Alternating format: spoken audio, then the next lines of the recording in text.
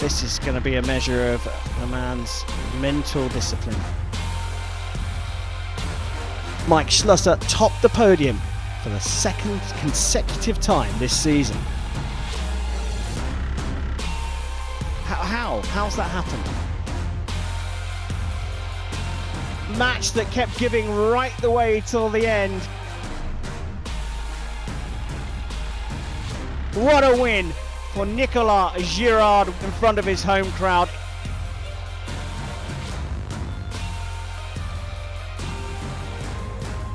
This mountain is getting steeper and harder to climb.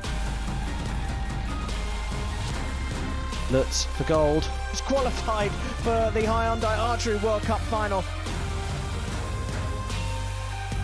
Perfect finish.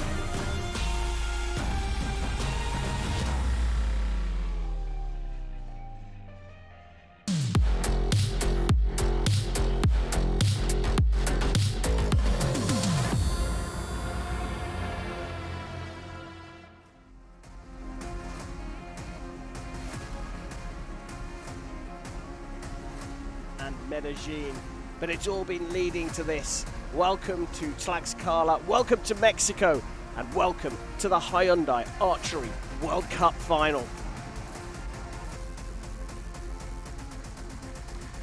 We're here in Zopalo Central Square on Compound Saturday, where the weather is a fantastic 27 degrees, and all the athletes and officials will be very happy that the humidity has come down as well. In this second session here, we're focused on the men's compound competition. 8 athletes will compete over the 4 quarterfinals, and the winners will progress through to the semi-finals. The winners of those will progress through to the medal matches. Coming up throughout this session, we are going to have fantastic archery from 8 men, and here they are. Mike Schlusser tops the pile, and Matthias Fullerton is the second seed. They've been split across the rankings, so they can't face each other unless they win their matches and get through to the final. Everyone else has been placed through a draw. I'm Karen Bashir, and I'm delighted to say that former world number 1 from Great Britain, Nikki Hunt, is by my side throughout this. Nikki, the question is, can anyone beat Mike Schlusser? It's a great question. I mean, he is known as Mr. Perfect, and he will go out there and shoot his best, but he has been known to have a couple of odd arrows as well, hasn't he? So we never know. He certainly has had a couple of odd arrows this season. Quarterfinal number 1, ready to get underway. Let's go down to the shooting line for the introduction of the athletes. Target number 1, representing the Netherlands, Mike Schlusser.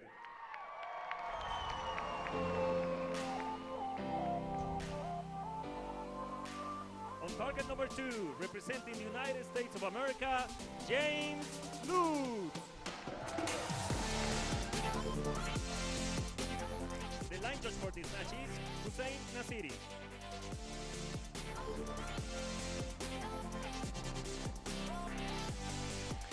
So here we go.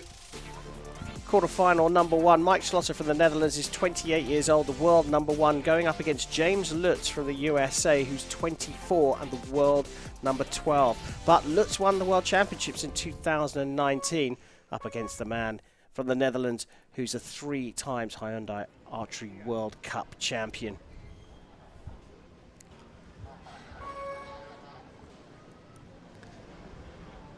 Mike Schlusser to get the action underway in end number 1. Yes. Straight into the middle of the target.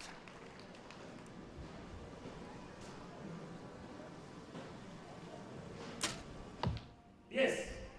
Matched by James Lutz. Both of these athletes have won stages. Schlusser won in Antalya and Guangzhou to qualify for this finals. Lutz won in Medellin.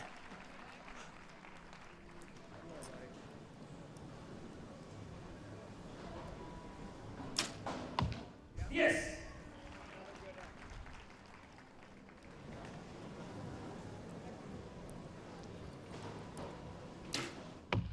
Yes. Yes. Yes.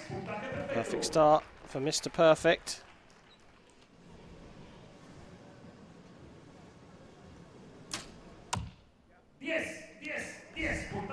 perfect start for Jimmy Lutz. So 30s apiece. Nikki, you said before we came live at Brady Ellison there in the box for Jimmy Lutz, but you said to me before live, don't forget the world record. Well, they've started with perfect scores. Let's remind everyone what the world record is for the men's compound. Yeah, so I mean it's 5 ends, 3 arrows. It's a 15-arrow pass effectively, and the men's record at the moment is held by Rio Wild, and he's done it with 12 X's. So a 150 with 12 in the very central ring on the target. I think Jimmy Lutz had 2 in there. Was Schlosser in the X's in that first end? He certainly had 1. I'm not sure if it was 2 as well. Surely we can't be talking about world records in the first quarter-final, the first end of the first quarter-final of the men's. But the quality we know is going to be exceptionally high here.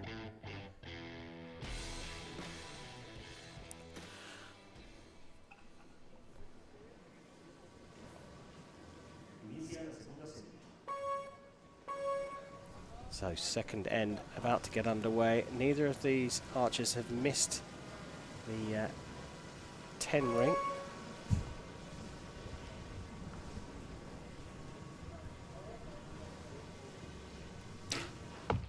Yes.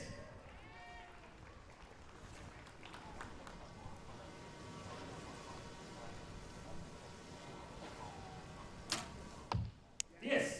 So the main difference with these two guys is they're both shooting a thumb trigger release.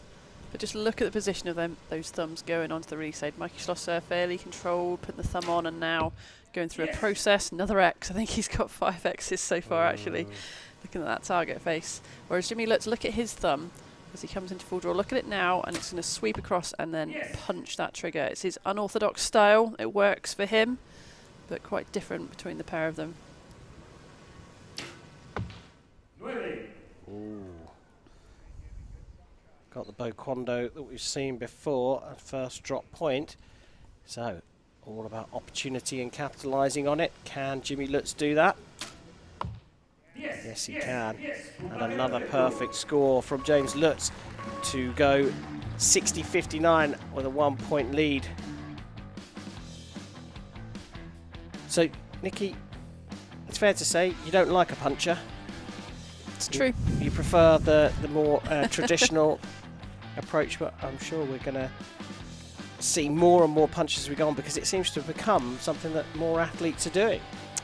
Yeah, I think there's, well, I don't know, there isn't more around. There used to be more around years ago because people just didn't understand, you know, what a surprise release was and how to get that subconscious shot, and I think more and more archers have trained with that over the years. But I mean, Lutz is probably one of the best at, you know, at doing that, and how wild he is with it. You really do see his thumb move from nowhere near to the trigger to really a run up and jump into it. So quite a difference, as I say, between the style of him and Mike Schlosser.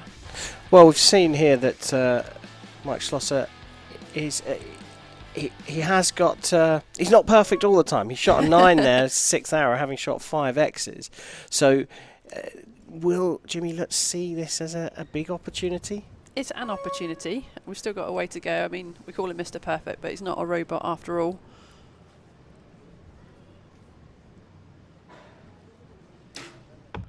Yes.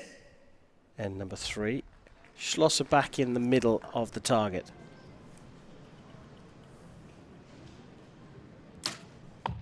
Yes. Look at the reaction of the bow as well. Jimmy Lutz, because he punches, he doesn't have that nice kind of motion after the shot. Watch Schlosser, he'll probably have a nice follow through, that back arm we normally see, but normally Lutz doesn't have that. It's a bit more erratic.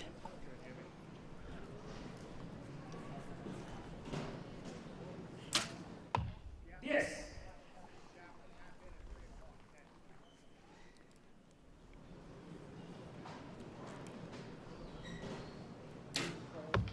Yes. Yes. Well, another perfect score for Mike Schlosser, and an 89 out of 90 for him. Lutz still perfect on score and stays perfect on score with a 90. So no drop points yet for Jimmy Lutz from the USA, just the one from Mike Schlosser. And the other thing about this, you see Mike Schlusser has Gabby Bayardo in the box. Yeah, Gabby, his wife, now Gabby Schlosser, was obviously a Mexican.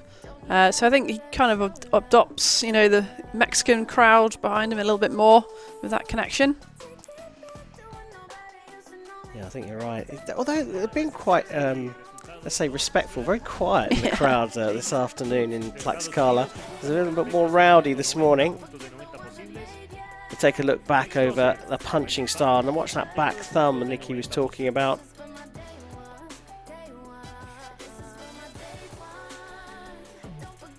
Interesting to see Ellison in the box behind James Lutz as well. I mean, a guy of some great experience to stand behind you, a 5-time winner himself. So if you want some nice, good, positive, confident words, then he's your man. Big deep breath from Mike Schlusser as he prepares for the start of the fourth end here, trailing by a single point. Needs to put down the big arrows and hope for a mistake from James Lutz. Yes.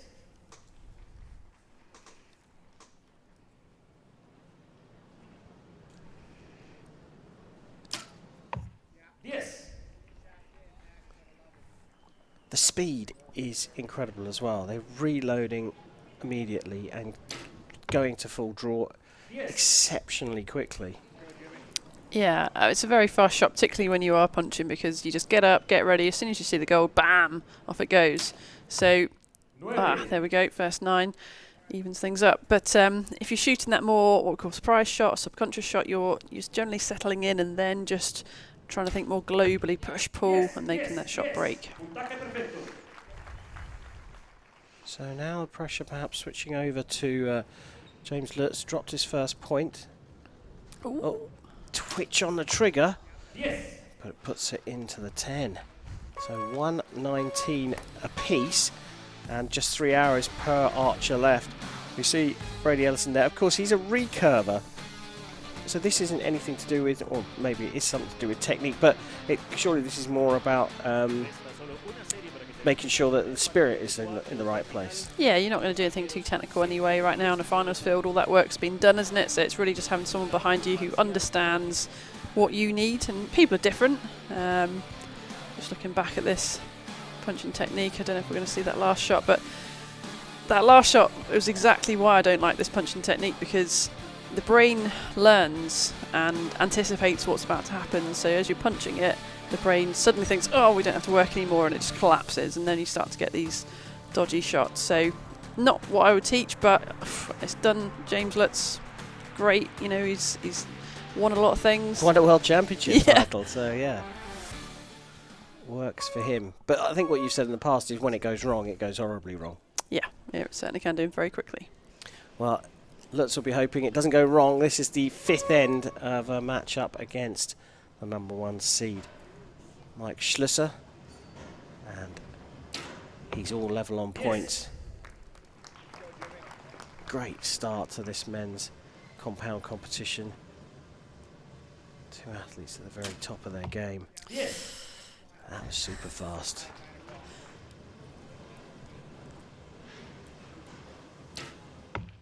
I mean, I just don't find this comfortable to watch. I feel like I'm on the edge of my seat, not sure what's going to happen next. And that's you're just talking about the punching. I tell you, when you're not even thinking about that, and it's 139 apiece, and there's 1 arrow left each.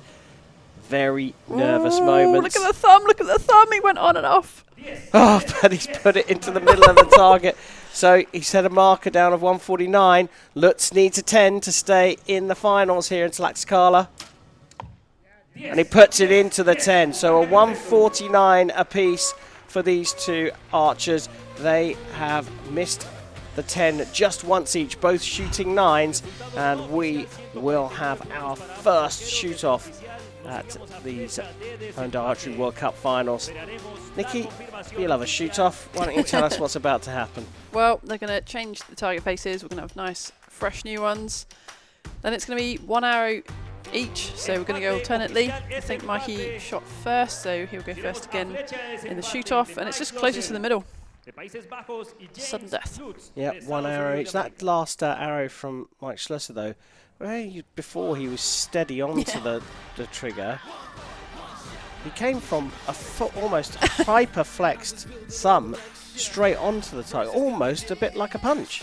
Yeah, I think that might have been creeping in right at the end. I mean, the pressure on that last shot, he knew he had to get a 10, he had to, otherwise it was game over. So, pressure is on, and this is huge.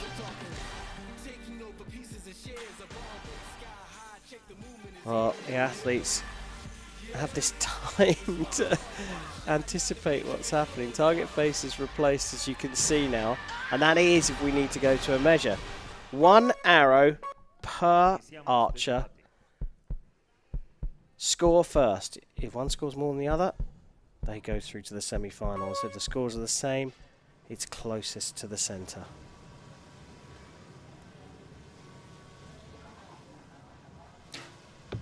Yes. Well, a 10 for Schlusser, but there's room. There's room here. Can Lutz hit the X and cause a massive upset? Oh my goodness me!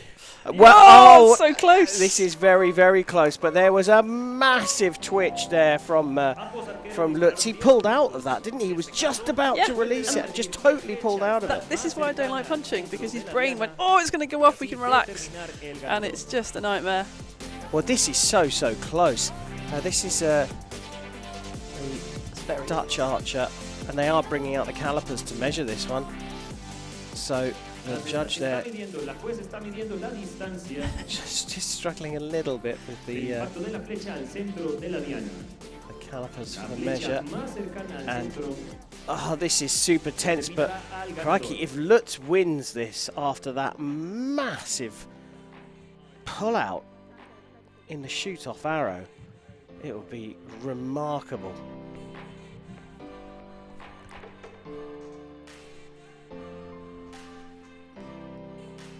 Got to get that caliper right to the centre of that X. It's closest to that centre of that X, and then right in the middle of the target.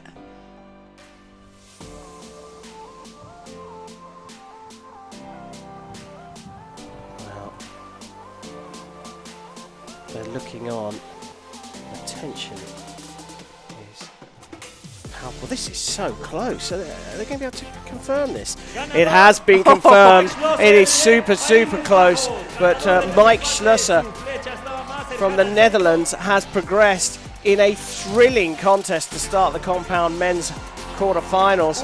A 149 plays 149 through the regulation arrows, and then a measured 10 to take him through to the semi-finals. Mike Schlusser, the first of the athletes through to the semi-finals of the men's compound competition here in Tlaxcala.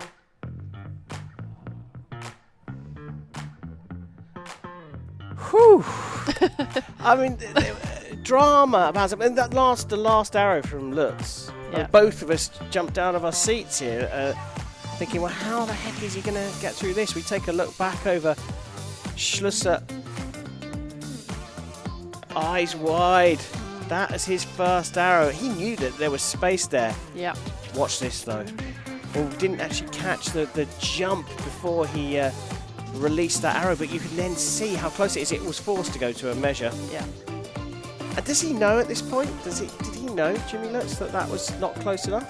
Oh, I don't think either of them had an idea. It was just too close to call. Even looking through a scope down the range, you just couldn't tell. That's why we needed the calipers, and it would have been within a few millimetres, I think.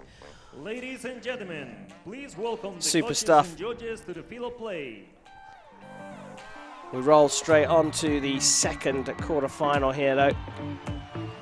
And it's a case of a little on large in the second quarter-final as JP Bourges from France, who qualified by ranking, takes on the host nation pick. Expect the volume to go up here as Bourges takes on Miguel Becerra from Mexico. And here they come, so let's go straight down to the range for the athlete introductions.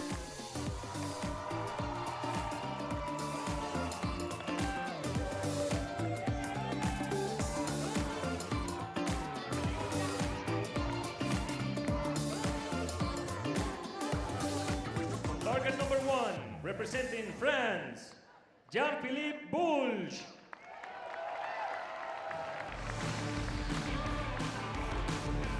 On target number 2, representing Mexico, Miguel Becerra. The line judge for this match is Hossein Nasiri.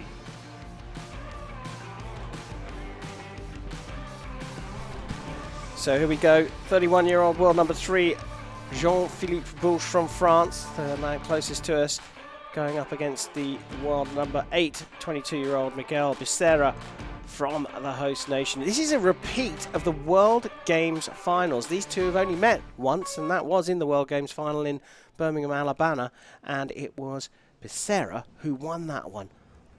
Now, by ranking, you'd fancy JP Boulge for this, but it's the Mexican who's on home soil, and he'll shoot first in the first end. Yes.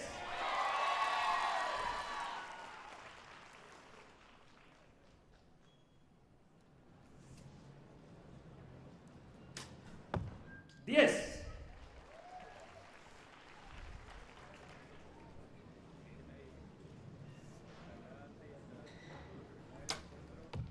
Yes.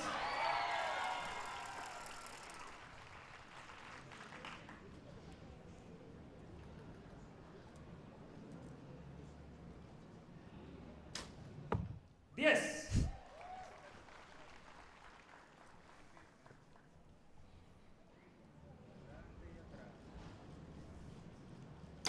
A bit sway back and forth. Yes. Yes. Puntaje perfecto.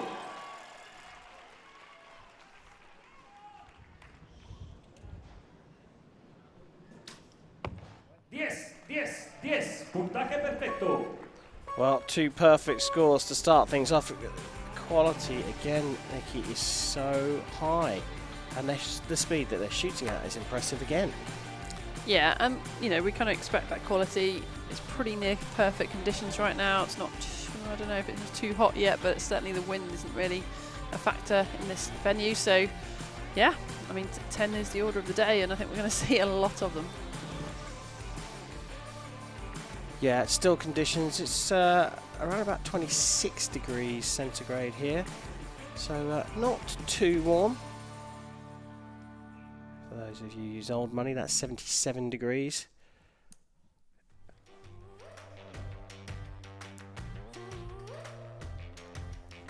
So a 10 and 2 X's for both of the athletes.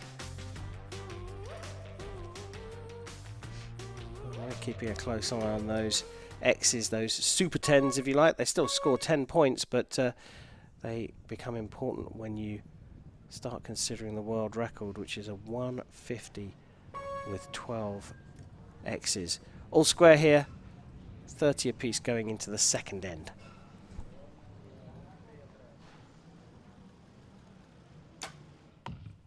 Nueve. Tell from the look on his face that he knew that one was not going to be in the middle. Yes.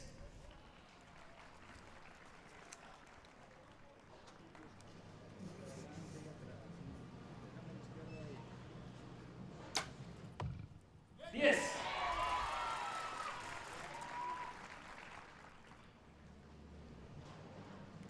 Such different statures between these two archers. JP Boulge is huge guy, and I think it does help with, let's say, stability as he shoots a 9. Yeah, and you see them next to each other. It is, well, it proves that archery's for people of any shapes, but a 28 there for Becerra.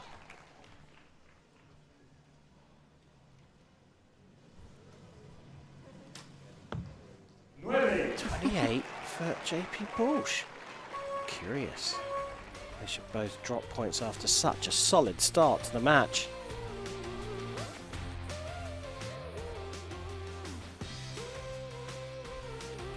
Trying to talk to the coach and see if they know if they saw anything, but I mean, at this level, it's not really about your technique. You've done that millions of times before. It's handling these conditions. There's so much at stake. This is one of the biggest titles there is, really, certainly in target archery and a massive paycheck at the end of it as well if you can get on the top of that podium. Yeah, prizes handed out in Swiss francs. 7,000 for bronze, 14,000 for silver, and a whopping 28,000 for the winner here. A Timo watch as well. You can see that the bow looks, well, I think you've referred to it as a toy in the hands of JP Busch. So going to the third end here, and Sarah shoots first again. Didn't look happy with that at all. Yeah, Vaquera had that funny miss, didn't he, in Colombia? The final stages, and a little bit of problems here for JP Busch. It looked like expected that to go off, and it didn't. Had to go again. And it just, these things can happen to anyone. That's what Vaquera said in his interview afterwards. He was just unlucky that day.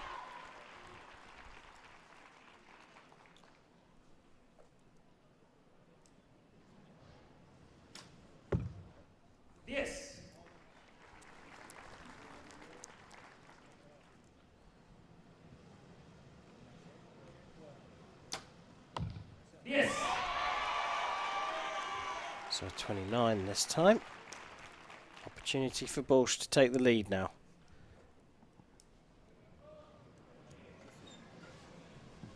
And things have just slowed up a little bit. Look how nervous Busch is. Didn't have long left. And he's put it into the 8, so what could have been a lead actually turns into a lead for Becerra. That second arrow scared him. Yeah, we saw, him, well, we can't see very well because of it being left-handed, but he certainly came on and off the trigger, didn't he? And drawing up the bow there, it's just almost fallen off the rest. I think maybe he pulled out an arrow, and maybe there was a damaged knock or something. He's dropped it on the floor and reloaded. That may be a reason why he ran out of time as well. But the arrow sits on this tiny little launcher. It's usually just got 2 little prongs, and yeah, those nerves and jittering just made it fall off. Yeah, that's a frightening moment for Busch. Only 1 point behind. It does mean he'll shoot first for the first time in this men's compound quarter-final. Placing the semis up for grabs for the winner.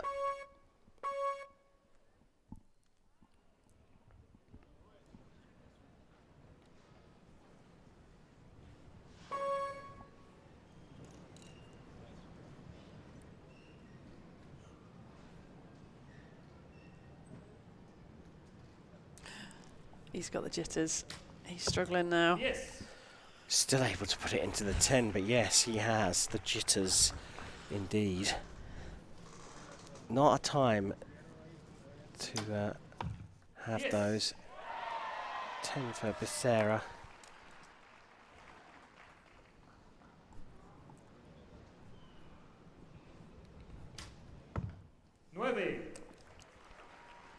Door opens. 2 silver medals for Becerra this season in Guangzhou and Medellin. Those are the only 2 events he went to. He pops it into the 10. Maintains his 1 point lead. Bronze at the start of the season for JP Busch and Antalya. 9th in Guangzhou and in Paris. Followed by 4th in Medellin. But another opportunity for Becerra. Pops it into the 10 to double his lead. 116 plays, 114 going into the 5th. Is the host nation pick going to do this one, Nikki?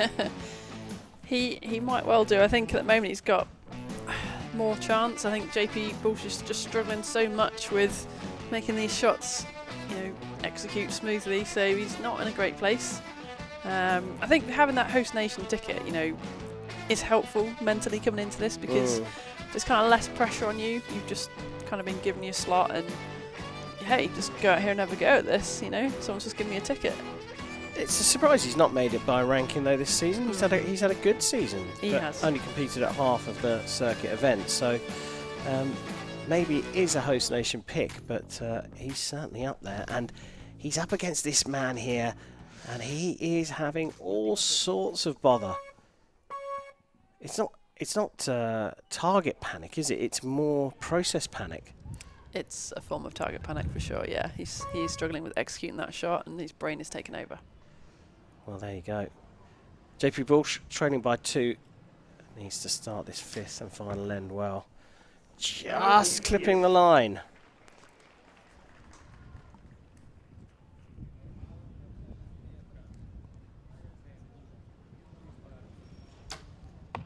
Yes.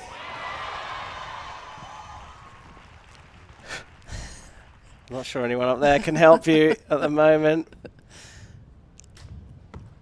Nueve. Or maybe they can, because now the door's opened again.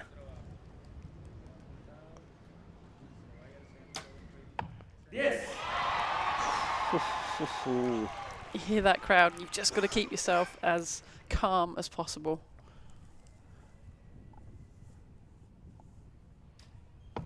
Yes. So 143, the target set, 146 possible here. Yes. Pops it into the 10 for a perfect 30 to finish, and a 146 for Miguel Becerra, and he is through to the semi-finals. What a match from him. He held it together enough when Bush was having the jitters in a big way. And Becerra will go through to the semi-finals, where he will face Mike Schlusser from the Netherlands.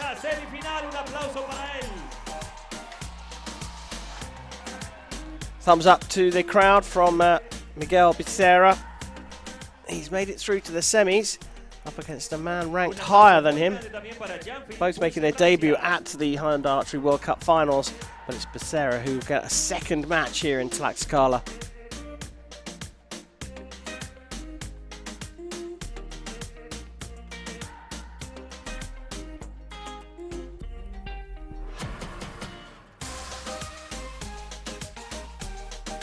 Well, a great set of quarterfinals so far.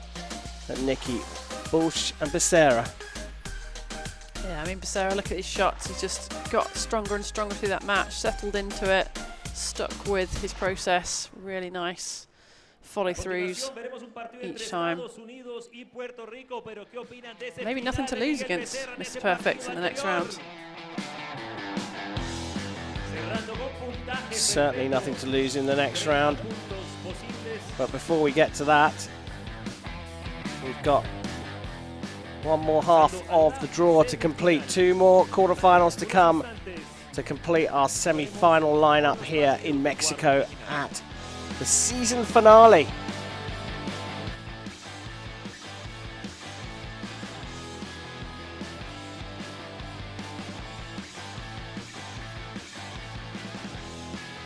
We've got a massive one coming next as well.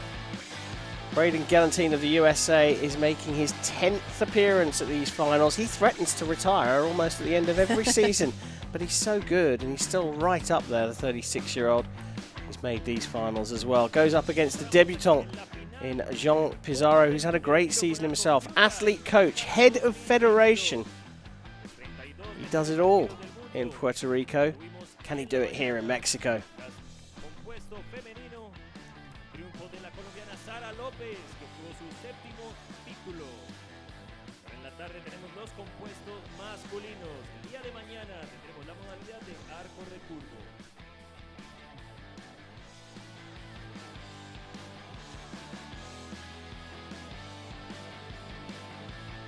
As you can see, they've rammed this target, this range into the city in Zopalo Central Square, right in front of City Hall. But there's capacity for 3,000 spectators here, and the house is packed.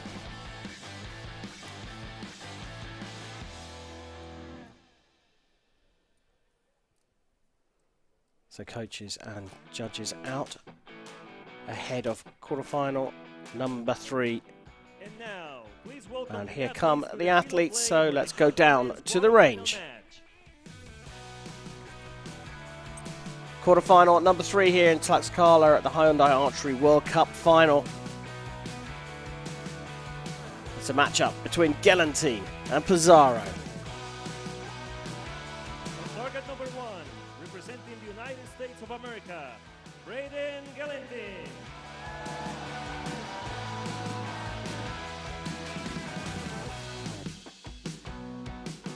On target number 2, representing Puerto Rico, Jan Pizarro.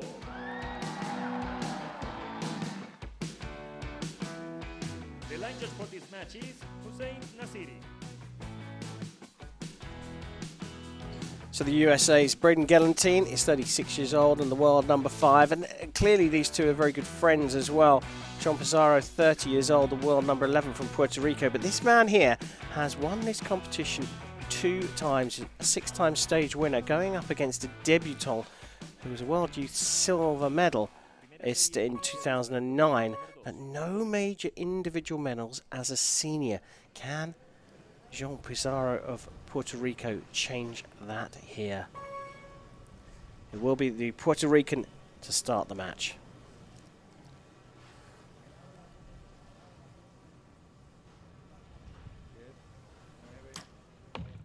Yes.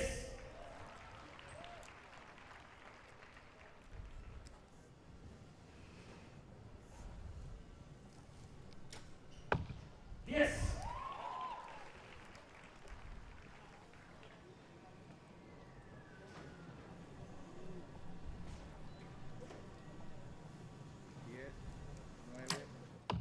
Yes.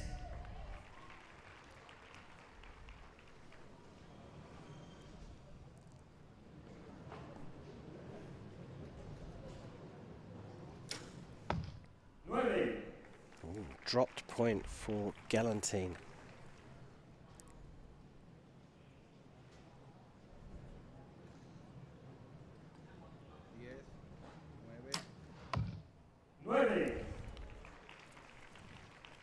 Pizarro with a 29, so he drops a point as well.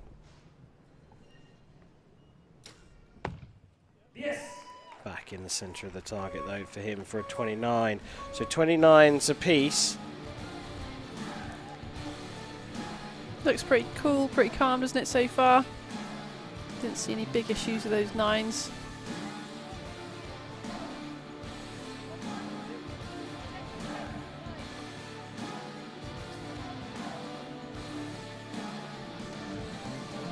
Yeah, both recovering from those. Well, they're not even recovering, just not even flinching when they shot the 9s, just moved straight on.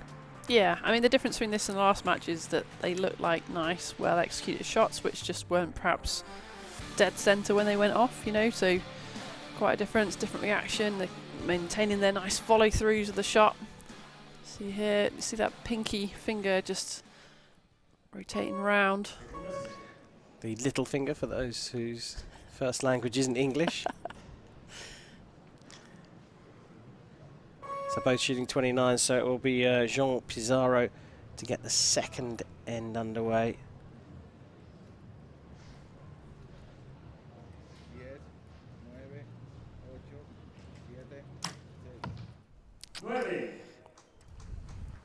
Couple of long holds from Pizarro. Yeah, it just looks like he's struggling to make those shots go off, and that can happen under pressure. Yes. I think I noticed about Pizarro's shot. I don't know if he'll do it again.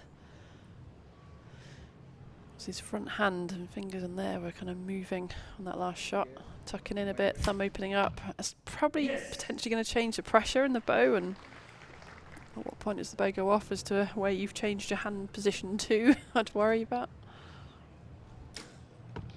Yeah, look at the front hand of Gelantine in comparison, very, very steady. Just shows to me tension, really, that things are changing. Yes. It's a second 29 for a 58. Opportunity for Gelantine here. Bags stacks of experience.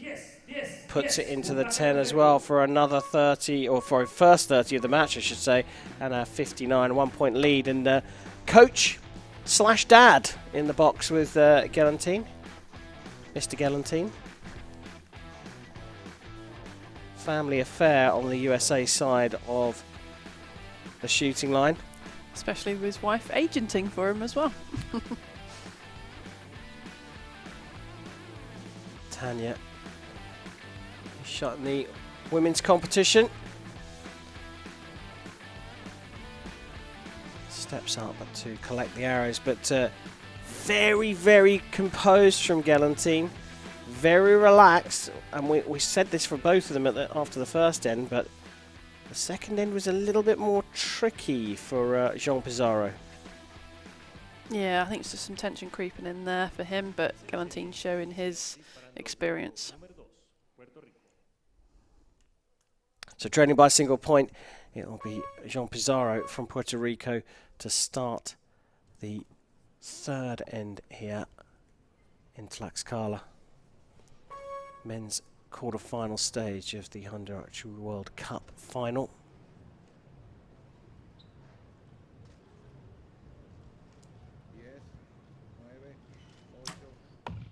Yes.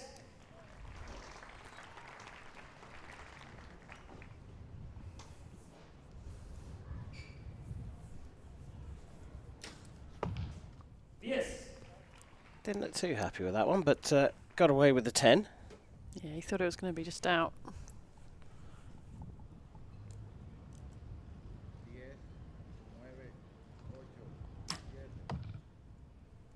Yes.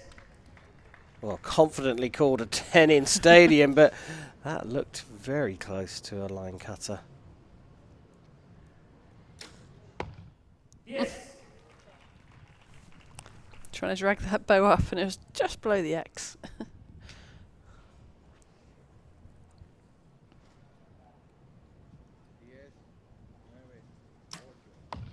Yes. Yes. Yes. Well, they called it a perfect in the stadium, but as you can see, we've got Jean Pizarro's second arrow marked for a measure. He wasn't happy with any 3 of those arrows, but they all went into the 10. What are you complaining about, Braden? Well, they weren't the closest group, were they? So how big is that 10, Nikki? It's pretty small. It's an 80 centimetre face. So I think it's 4 centimetres across, if I remember rightly. It's pretty small, in other words. Yeah. Less than the width of a coffee cup. Yeah, or is it 8? Might be 8 centimetres across the centre of the 10 there. 4 for the X ring, I think. At 50 metres. Shooting 3 of them and being disappointed. Well, that's something of the makings of a perfectionist, you have to say. That second arrow on the right there at the bottom of the target for Pizarro was the one that we think may well go to a measure, but why? Hey, I got a 10 anyway. Got away with it. Got to take those sometimes, because sometimes the good shots you shoot don't go where you expect.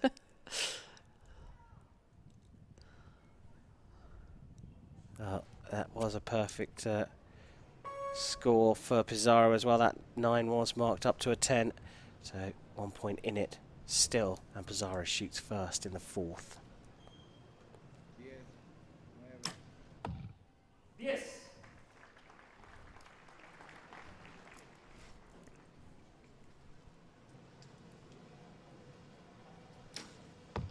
Yes. With Gelantine putting himself under so much pressure and shooting 10s, one half of me thinks, well, he's not going to miss the middle if he's continuing to be that disciplined.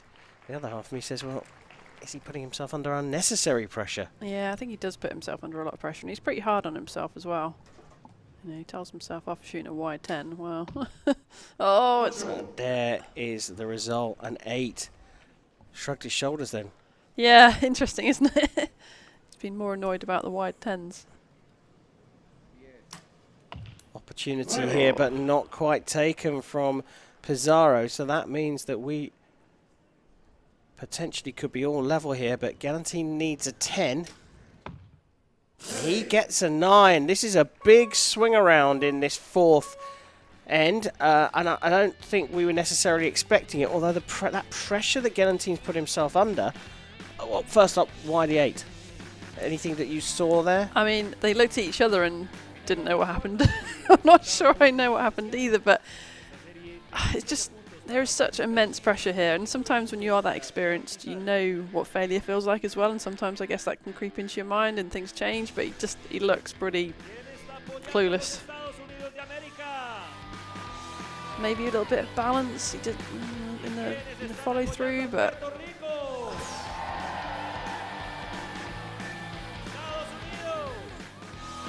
he almost looked like he was pulling it across to the right, didn't he? As soon as he shot it, his brain kind of knew it was going to go that way, but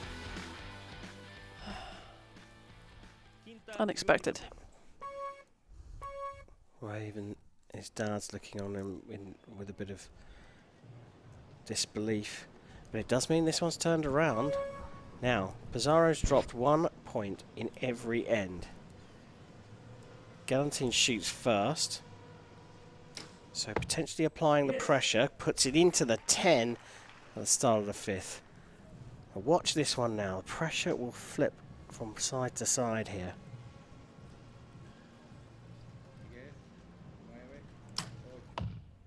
Yes.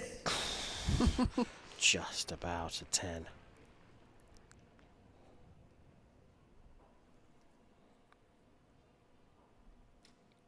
Pressure back on Gelantine, but again, just about puts it into the 10. Pizarro now will be feeling it. Yes. Can he cling on? Can Braden Gelantine put the pressure on again? Yes. He does finish with a perfect 30 for a 146. And now Pizarro, who's dropped a point in every single end so far, is on for his first perfect. Does he get it in? No! It's in the 9! And a 146 apiece. It was a real wobble from Gelantine. A mysterious 8 as far as he was concerned in the 4th end. But true to form, Pizarro, who shot a 29 in every single end, put a 9 down for his last arrow for another 29. So we have another shoot-off.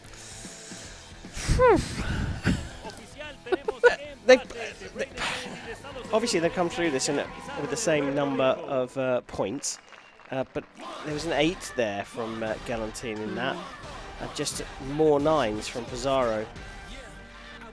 Who do you fancy for this? I think it literally could go either way, because Braden is excellent, but then sometimes there's just these little hiccups, and I don't know, on paper it should be Braden Gelantine should be good enough to win this, but 1 arrow on everything right now, to be on that podium, to get through, to have a chance of taking gold here, it's so much pressure. Pizarro, of course, will shoot first in the shoot-off.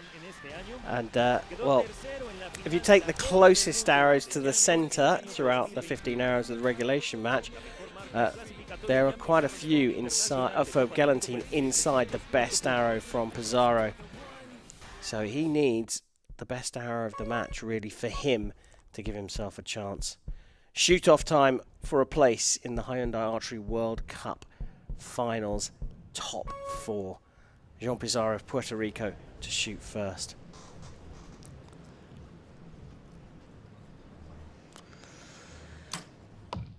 Yes. Good 10, high right though, so there is room here for Gelantine. That looks further away. It looks further away. It looks like Pizarro's going to go through here. Gets a pat on the back from his coach, and handshakes already. They're not even bothering to wait for the measure. It's clear. I mean, it's touching the line, Braden, so we know it's further out. Wow. So, Jean Pizarro has gone through to the semi-finals here in Tlaxcala. That's a bit of an upset for him, but by winning there, he's also levelled up their head-to-heads. It was 2-1 to Gelantine going into this match, But now the Puerto Rican has levelled that to 2 apiece against his good friend, Braden Galantine. What a match! That's 2 shoot-offs that we've had out of the 3 matches, and we take a look back over the quarter-final between Pizarro and Galantine. Yeah, I think that's quite a big upset, if I'm honest. I think everything looked like Braden Galantine could get through this match fairly comfortably, and just had some wild arrows, didn't he? An 8. You were talking about he had more arrows closest to the X, but he also had the furthest arrow from the X as well. Yep. So just a bit more erratic in some ways than Pizarro, who has stuck with it, even though he was trailing to begin with, stayed solid to the end.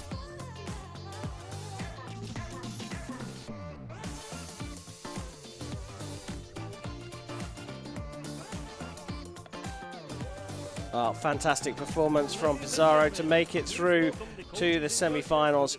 But we have one more quarter-final to go here as the coaches and officials make their way out.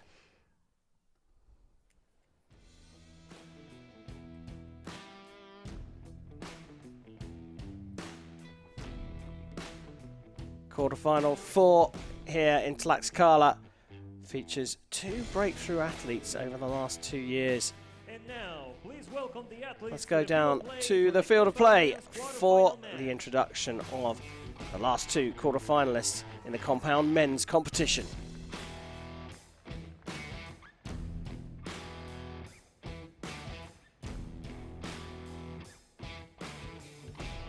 On target number 1, representing France, Nicolas Girard.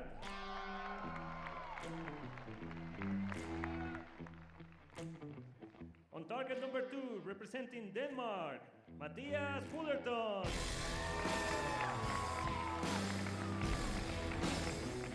The line judge for this match is Hussein Nasiri.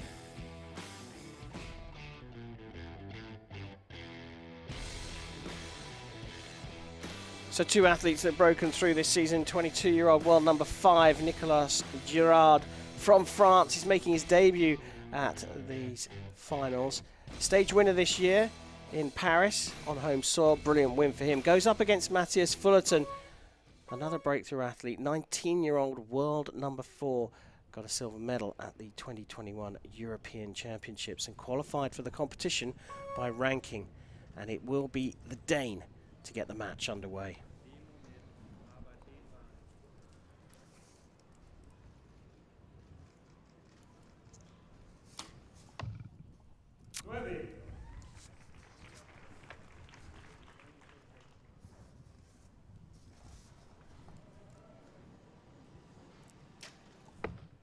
Yes.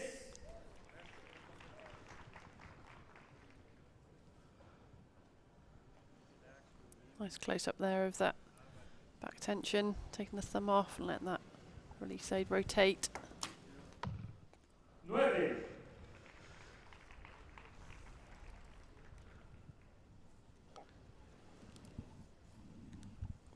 Got these 4 veins on that arrow, which are quite unique as well, haven't we?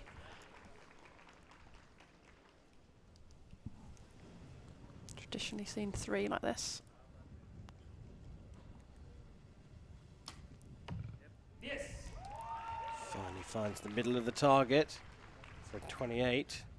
It could be a healthy 2-point lead for Girard if he can pop this one into the 10. Well, they've called it a 10 in-house. Let's see, they've got it marked as a measure.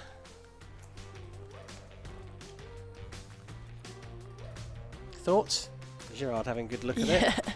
Difficult to see, isn't it? I think it's going to be potentially a magnifying glass. It's difficult now because it's probably blocked on one side for the judge, so they're going to have to look from one side only. Not sure if you can see much the other side. Just imagine where that line would have been. Up. Yep, been marked up there. The new signals brought in this season, just for us, so that we've got a very clear idea of whether an arrow has been marked up or not. That was the last arrow shot by Girard, who started absolutely fantastically. And let's not forget, he won in Paris, which would have been a real boost to his career. massively. I mean, he wasn't even meant to go to Paris. He didn't make the team, the top 3 this year for France. He was put in as the 4th spot in that World Cup, and hey, he went out there and won the thing. Well, that's the thing, isn't it? I keep saying that archery's a game of opportunities, plus then the ability to convert those opportunities, and Gerard did that to make it through here. Nervy couple of 9s from Matthias Fullerton at the start of the first end. Means he trails by 2 and will shoot first in the second.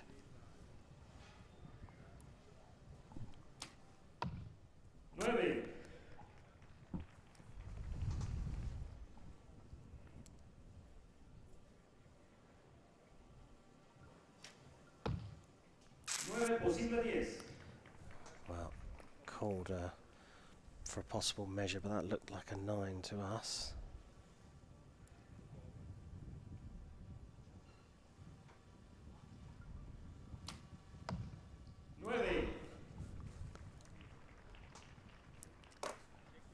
Making adjustments to the site. They both went similar place, but it didn't look anything too much wrong. Yes. Yeah, that's the thing. He looks really solid, doesn't he, Fullerton? Number 2 seed, so he was ranked for this competition along with Mike Schlesser. Yes. And the same pattern, arrows, the 2 9s going in first, followed by a 10 for another 28. Yes. And an opportunity to open the score up by a further point there. So 59 plays 56. This is looking very tricky for Matthias Fullerton. But Nikki, you say you can't really see too much going wrong with the process. No, I mean, the shots look pretty good. He's not missing them by much, is he? A couple of really close ones just outside the 10, but nice follow through on that one in there. But the other 2 just slightly low right, and he just looked like he just didn't really know. Yeah, a bit of a shrug of the shoulder. He looked back at his coach, Martin Damsbo, in the box behind him after that first one, and I don't know what's happened there. But the thing about Matthias Fullerton, we've seen him on the circuit, we've seen him in the top 4, but he's never actually got on the podium. He's really consistent. He's got lots of top 8 finishes. He came to the World Cup finals last year. He finished 4th there as well. He's 19, he's the youngest archer here, but he just doesn't seem to take it that last step. Yet. He's just sure 19. 7th in Antalya, 5th in Guangzhou, 8th in Paris, 5th in Medellin. Consistently in the top 8 of the competition. Training by 3 here, Fullerton to start the 3rd end. Same place, almost the same hole. So whatever the mistake is, or whether it's a little bit of pressure difference or something, at least he's doing the same thing. That's a good thing. Yes. It's not erratic. The longer this goes on, the easier it is going to be for Girard to close this one out. Yes. He doesn't know what is going wrong.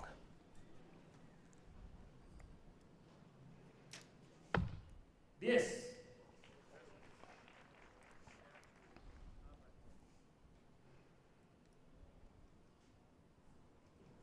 Watch that rotation of that release aid. That's what sets it off. As it rotates to a certain angle, it goes, and I think frustration is setting in. Yes, yes, yes. Perfect score called for Girard for an 89 in total. Provisional 83 for Fullerton, and we wait for the target judge to make their call. Scoreboard says, the official scoreboard says it's a 10, but that second arrow will have to be measured. Martin Danso looking on. He can only provide emotional support at the moment, but it looks like Fullerton is, as you said, Nikki, very frustrated. Yeah, it's just annoying when things aren't going just as you expect them to, and I think it's going to be such a minute change. His technique and form looks good. There's nothing majorly wrong there. I think it's just going to be the slightest little pressure difference or change, which is intrinsic, and we won't be able to really even see it. It might be front hand on the grip of the bow just changing slightly. It seems to be indicating that it's something to do with the release aid. Yeah, maybe it's not going off when he wants it to. It's just taking longer. And again, that can then change the pressures. So, well, Fullerton did have some good news. He had the arrow marked up, so it's 3:28 for him. But trailing now by 5 points. Start of the fourth.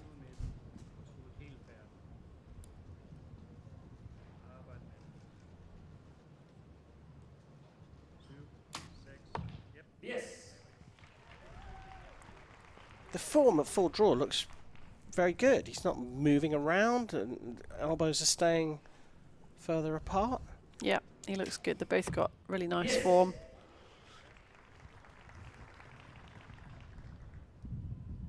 Generally want to see the alignment, which means getting that back elbow almost behind the string. And you can see from that angle he's beautifully in line. And he's found the centre of the target finally. That will give him some relief, but is it too late?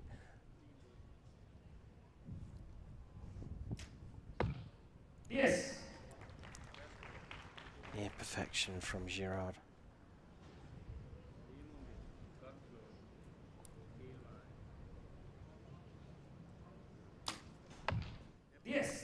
And a perfect score from Fullerton. Wherever the problem was, he's fixed it. And just a second drop point there from Nicolas Girard. So Fullerton's closed the gap by 1, but it's still 4 points. And Girard is in control of this match. Final quarter-final in the men's competition. So Nicky, to explain to those that perhaps don't shoot high-level archery, what possibly could have fixed that issue for Fullerton? Confidence. Yeah, mental game. I think that's all it can be. I mean, if there was a real issue with his release aid itself, you're going to have a spare in your pocket and you're just going to pick that up and shoot it. I just think think of the immense pressure that's on these shoulders right now. You really want to win this match, get through to this final. So much at stake. It's going to be exceptionally difficult, though, for Matthias Fullerton to turn around a 4-point deficit, isn't it? Yes. Yeah, something catastrophic would have to happen now to Girard. Stranger things have happened. Start of the 5th. 4-point gap for Fullerton to close in just 3 arrows. Starts with a 10, and that's all he can do at the moment now, just pick off the high scores.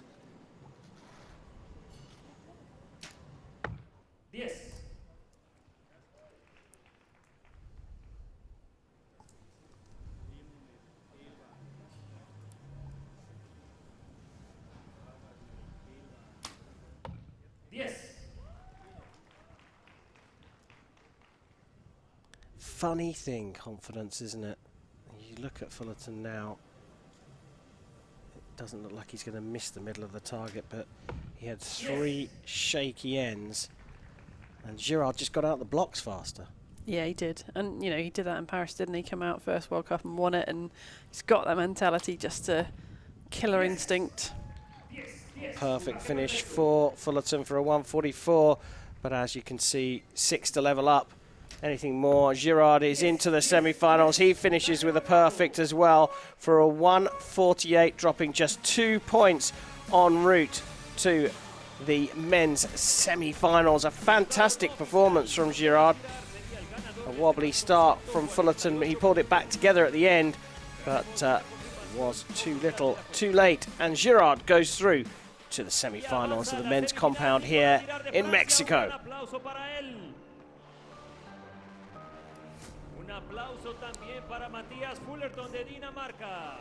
So you just put this down to less than fully confident Fullerton at the start? Yeah, I think so, and I think that's why he hasn't podiumed so far. He gets these top 8 finishes consistently over the last couple of years, but he just hasn't got the confidence to finish these matches off, and I think that will come. I think he's a world-class archer who will find that last little missing piece of the jigsaw. His technique's great, he's got everything about him apart from just that last little instinct to win these last sort of semi-final finals matches, but Gerard. I mean, wow, what an archer to pop up on the scene, to not even make his spot for France, be put in as the 4th place, the extra spot, go out and win it, and start off as he has done here. And our friend Chef Vanderberg, he predicted Gerard to go all the way.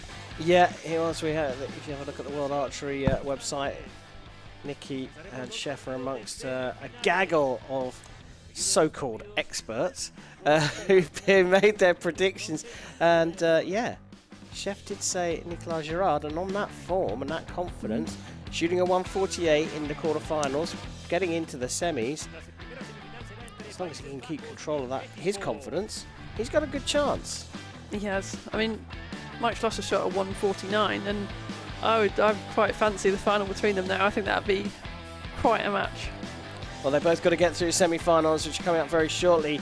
Mike Schlosser takes on Miguel Becerra, Netherlands versus Mexico at the top of the order, and it's Jean Pizarro of Puerto Rico taking on Nicolas Girard of France.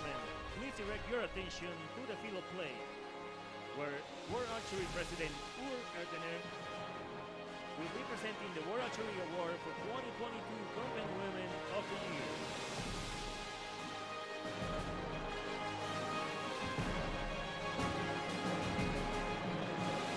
World Archery 2022 Compen Woman of the Year is awarded to Colombia's Sara Lopez.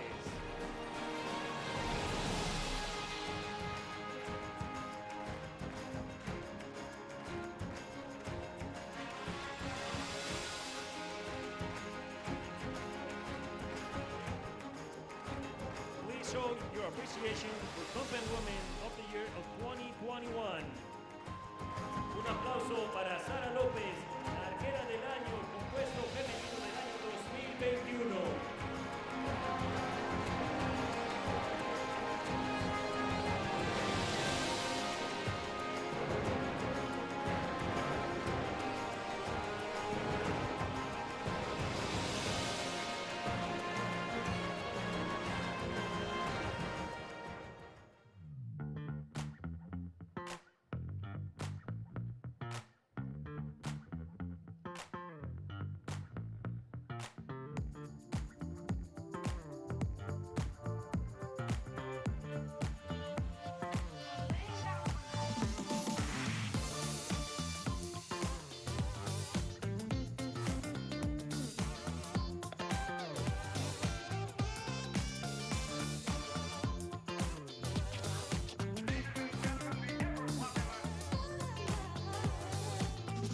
Ladies and gentlemen, please welcome the coaches and judges to the field of play.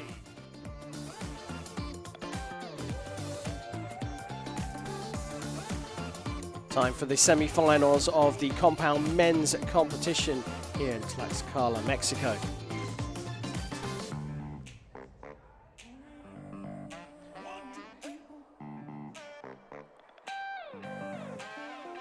A new history being created. This place is known as a place that nowhere knows, and it's now features the place to be. It certainly is the place to be today. Semi-final number 1 of the compound men's individual competition here at the Hyundai Archery World Cup Finals. It's time for the athlete introductions. Representing the Netherlands, Mike Schlosser.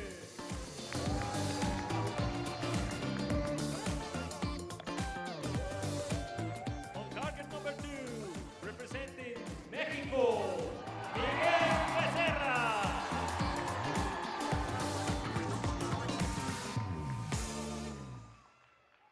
The line judge for this match is Hussein Nasiri.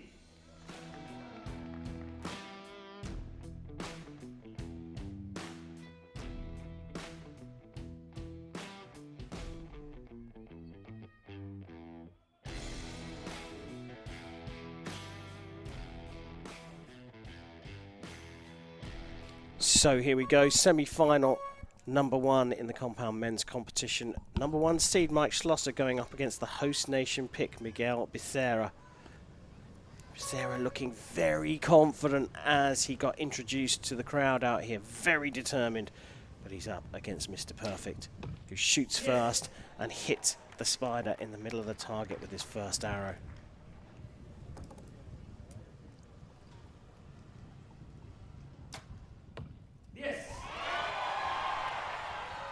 Anything you can do? It's going to be a bit of a mixture in the crowd, isn't it? As we said, Mike Schloss has been a sort of adopted Mexican because of his marriage to Gabby Bayardo, as she was before they got married. Gabby Schlosser now, who's a native Mexican herself. Yes. Saw a lot of movement in that shot, didn't we?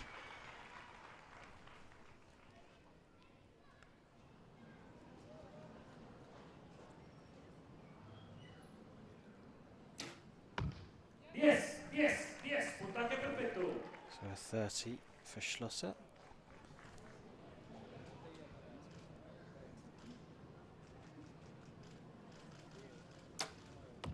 Yes. Yes, yes. Puntaje Now, perfecto. that is not only a 30, but that looked to me like it was 3 X's for Becerra.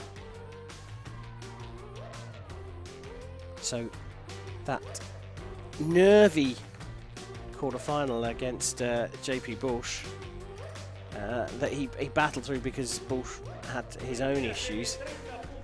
Well, he said there's a lot of movement still, but it's banged in 3 X's against Mr. Perfect. Yeah, it's a like fairy tale start, isn't it?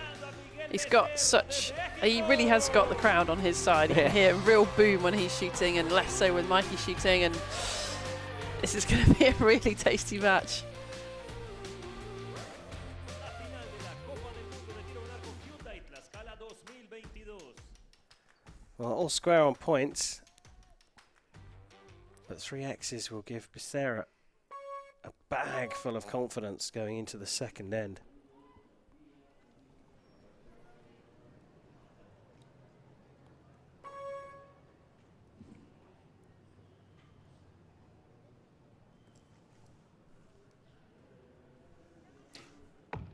Yes. Oh,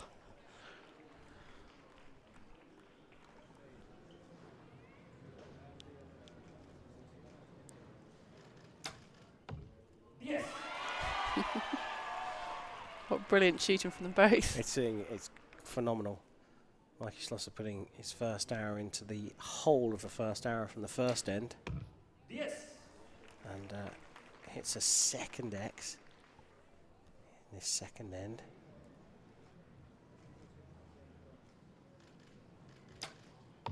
Yes. He'll stay fully focused on himself, Miguel Becerra, with the 5th X in a row. Nueve. And the drop point opens the door for the host nation pick.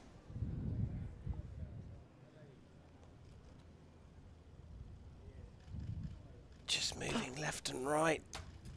As he got it into the middle, gets it into the 10.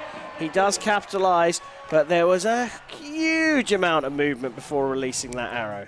There was. There also, you hear on the microphones, it sounded like a bit of wind coming through, but I can't see anything notable. Like the flags down the range don't look like they're moving, but whether there's any wind coming through, because it's just slots here, which makes things kind of funnel and do funny things. But even if there is wind, it's not very strong. You wouldn't. It wasn't enough, surely, to buffet him around. I wouldn't have thought so, but he really did move around. But I think it just must be nerves. I mean, he's just trying to calm himself, isn't he? Deep breaths. Well, he's in the lead. Schlosser's trying to stay nice and calm. We take a look back, and he does look nice and calm. Look at that first arrow going into the hole from the previous end.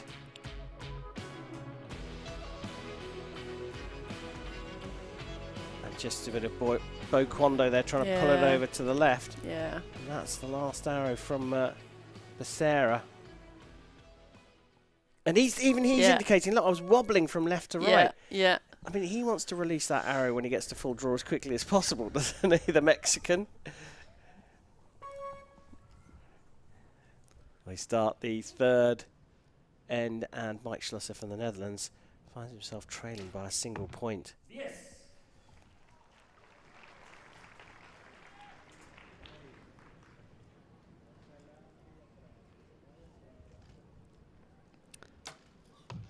Oh. So, the door now opens for Mike Schlosser. Oh.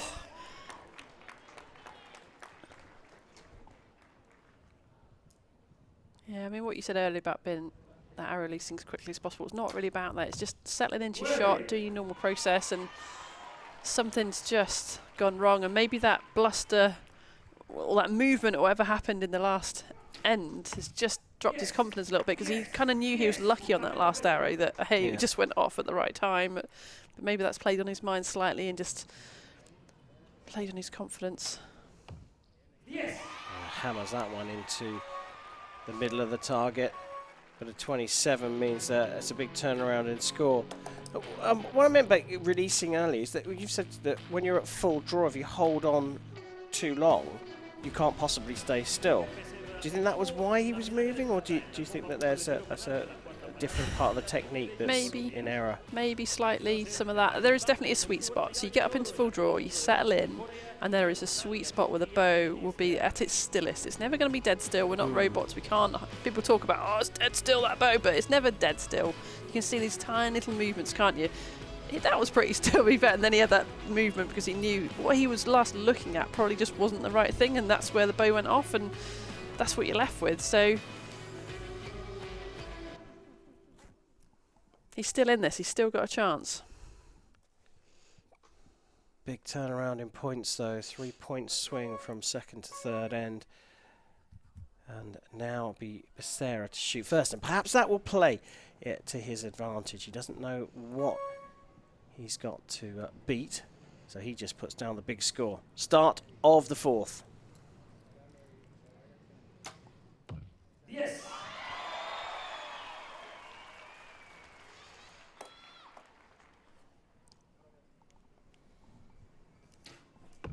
Yes.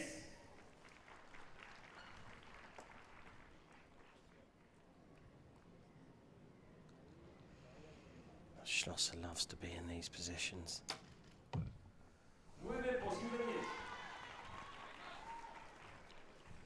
And now another opportunity for Schlosser to extend his lead. Off. He doesn't take it. His second drop point of the match.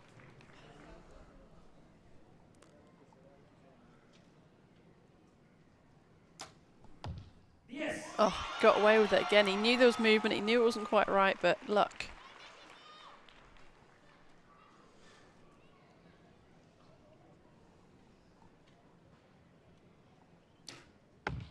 Yes.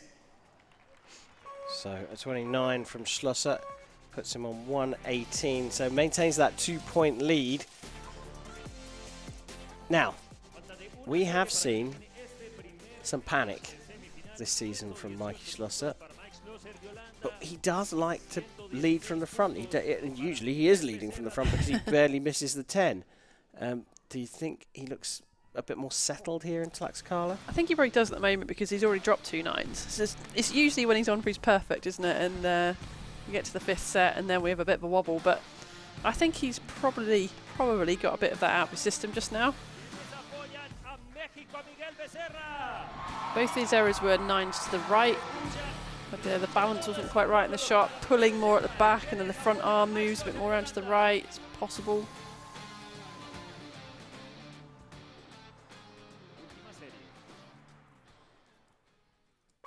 And indicating that release as he came off the line.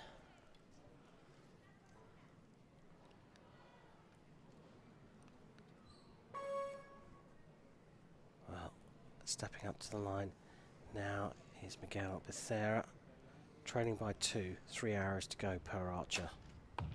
Yes.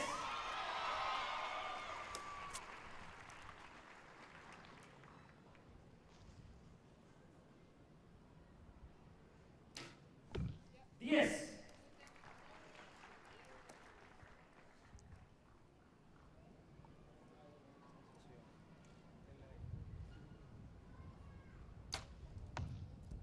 See, we did hear that wind again, and we did see the flag blow a little bit more down the end, but I just don't think it's enough to be moving these arrows. Yes. Quick one from Schlosser, opening the lead up even more.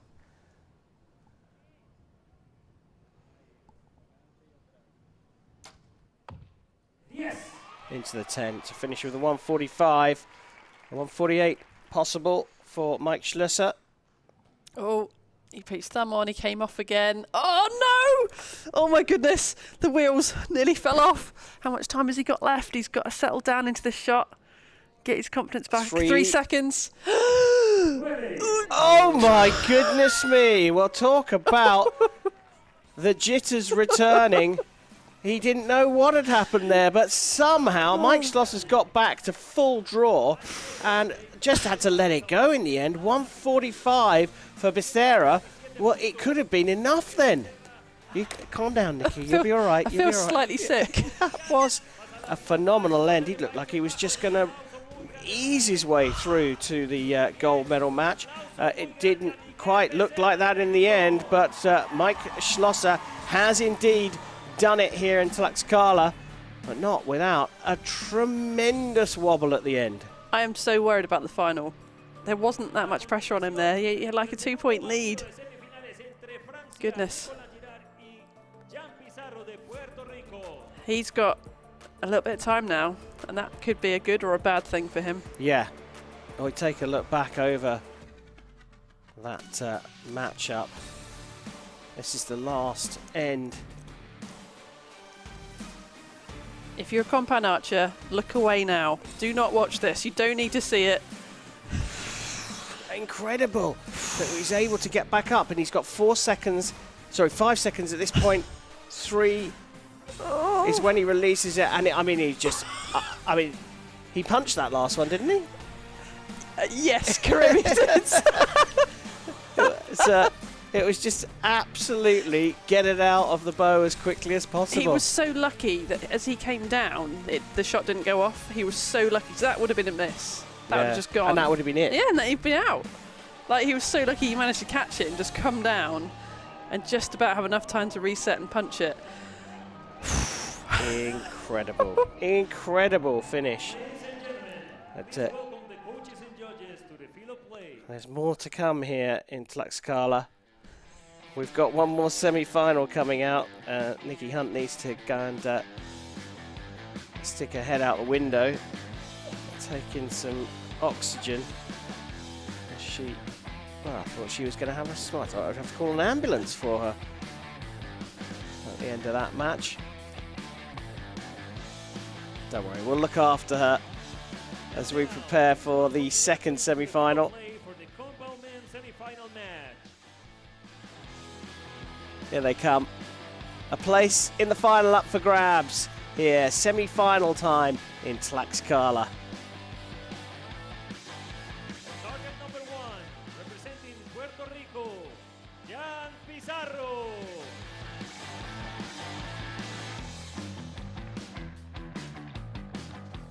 On target number 2, representing France, Nicolas Girard.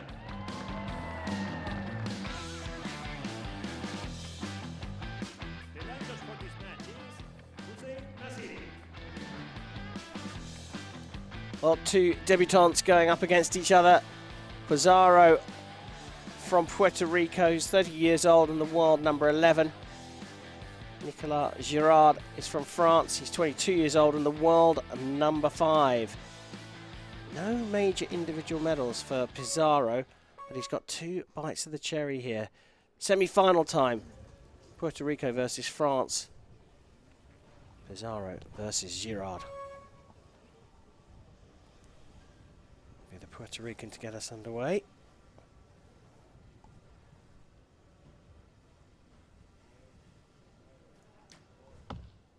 Yes.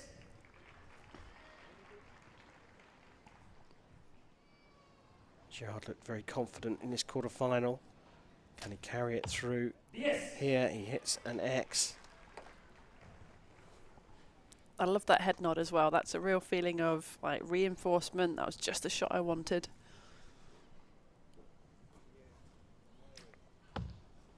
Yes. Good grouping, just makes a little adjustment. Yes.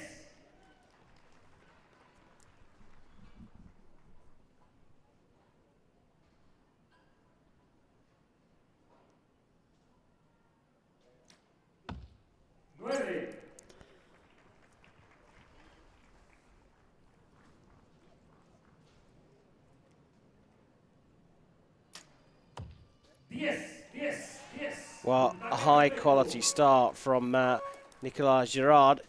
Bit of movement on that last arrow from Pizarro. Yeah, I thought I saw a bit of body sway, just kind of move back and forth, and off it went into the 9. So Girard looks so confident of this. He just looks a bit unstoppable right now. He really could go all the way. You know, Chef Vandenberg, great shout for backing this young archer, because I really do think he could. He's got a great opportunity, and see what he can do. Yeah, predictions made by the experts. Well, two of the experts predicted Girard for the win here against not all the odds, but you got Mikey Schlosser in the lineup, who started as the #1 seed. Yeah, I went for Mikey Schlosser, but I'm very scared about the final.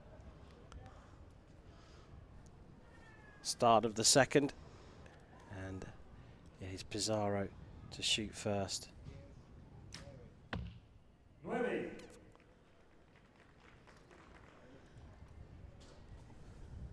Here's Girard. Here's also the pick of Dean Alberger, the Wild Archery official photographer.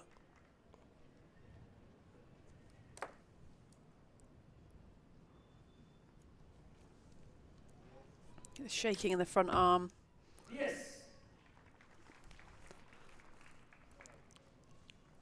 What I really like about his style from the side is he just looks like that backhand on the release head looks so relaxed and long. Just really good technique.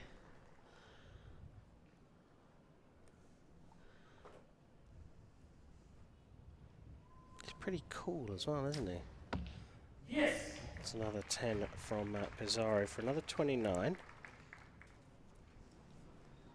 And when I say cool, I mean he's just very relaxed. He's taking it at ease. Yeah. I mean, that back elbow doesn't look dead in line, but neither is Mikey Schlosser's. Mikey Schlosser's known for having, you know, that back elbow kind of sticking out almost and not in line at all. And he's obviously been one of the best in the world for many, many years. And similar there with Girard with that back elbow, not in complete alignment behind the bowstring, but he's still executing really nice shots.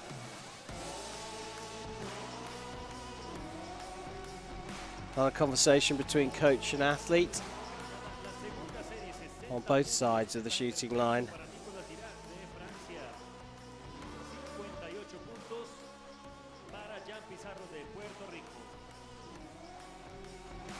They take a look back at Pizarro.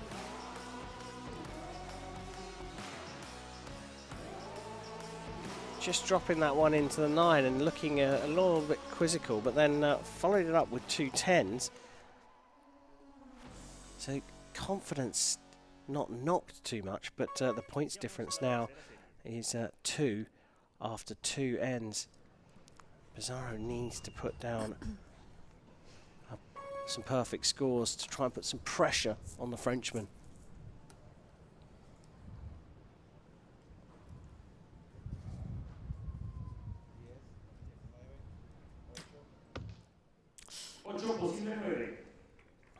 Well, that's a very high arrow.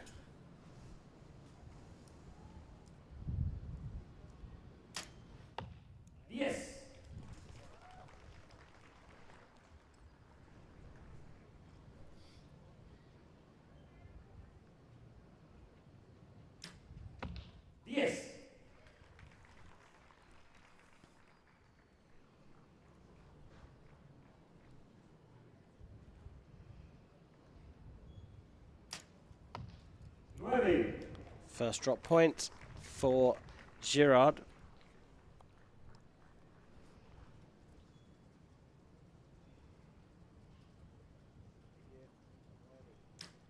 Backhand shaking, but still getting a 10, so another 29. Just look at that backhand, how it's just long and stretched out, and lovely execution. First drop points, so maintains the 2-point lead because it's another 29 from Pizarro.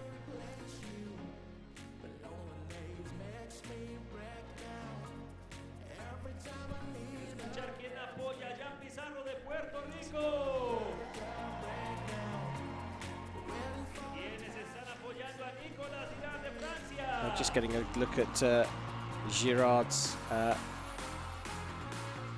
arrows. Something special about them, Nikki? Well, I was just looking at that last end. He has got 4 on there. Usually we have 3, and I'm just wondering how many more archers are going to start shooting with 4 on. How much of a difference does it make?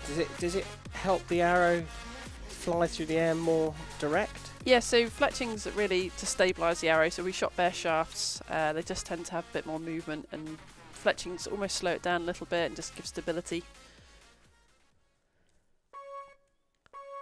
Well, unusual to have 4, but it won't matter a jot if Nicolas Girard can keep up this performance and make it through to the final.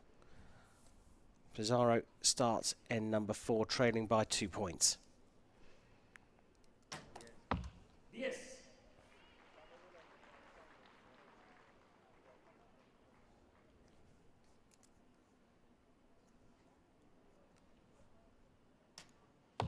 Yes.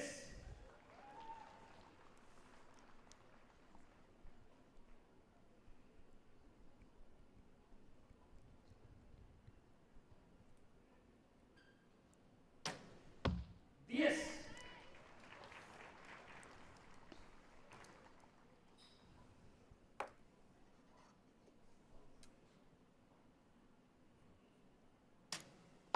Yes. It's a great picture of the magnified scope these compound archers use to look down the range at 50 metres.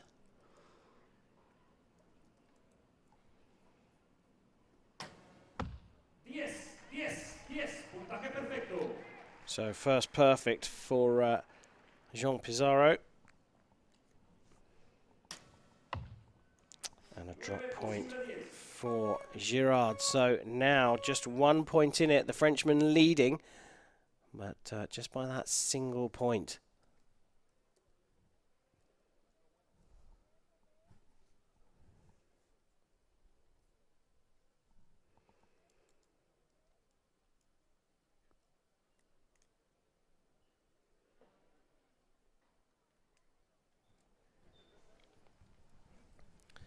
I see Nicolas Girard looking super confident, but he's going to be feeling the pressure now, having dropped a point in that 4th end. Yeah, he has. He's dropped a point in each of the last 2 ends, so he's on a little bit of a downward, I suppose.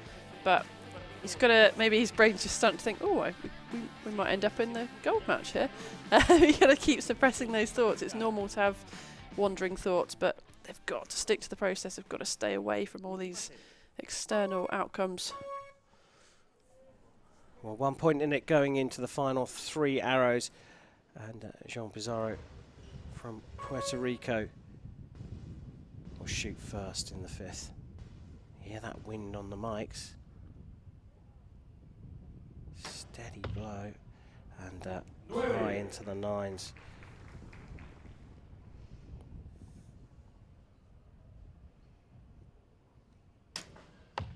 Yes. So re-establishing a 2-point lead. Girard.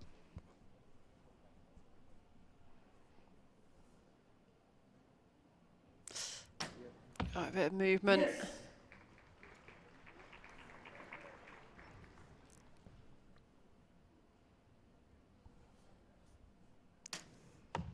Yes.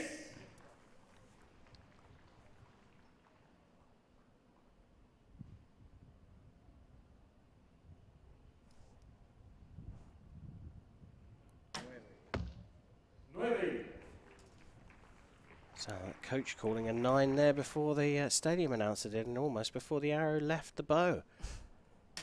Girard on for another perfect score, and he gets it for a 148-145 victory. And Nicolas Girard, a favourite for a couple of the experts leading into this competition, has made it through to the final.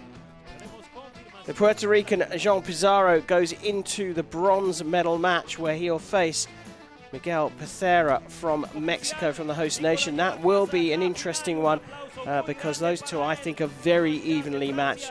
But we have got one heck of a gold medal match to follow that between Mike Schlosser of the Netherlands and Nicolas Girard from France. Brilliant stuff here in Tlaxcala. It's Girard through to the final. En unos instantes daremos comienzo al partido por el bronce entre Miguel Becerra de México y Jan Pizarro de Puerto Rico.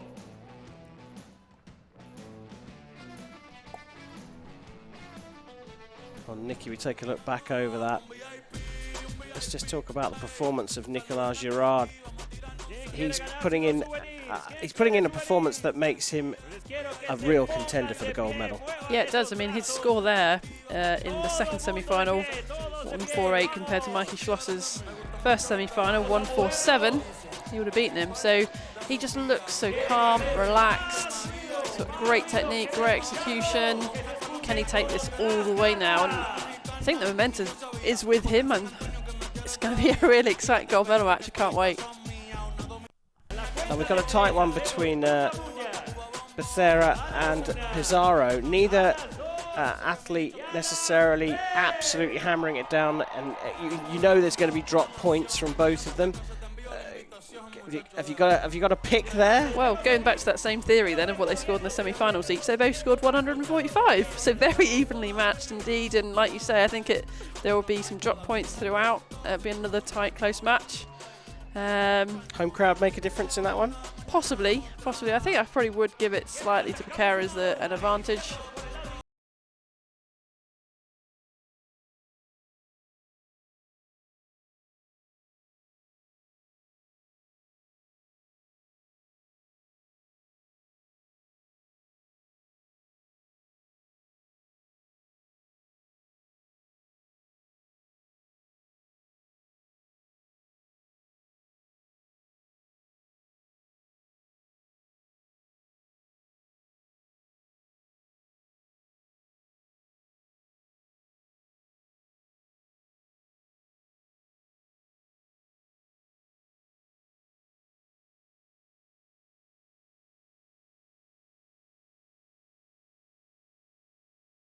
Compound men's bronze medal match between Miguel Becerra from Mexico and Jean Pizarro from the Caribbean island of Puerto Rico.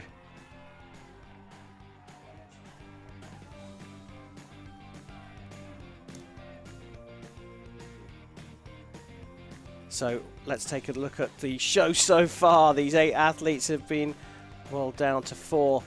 Mike Schlosser coming through a nervy one against Becerra at the top of the order.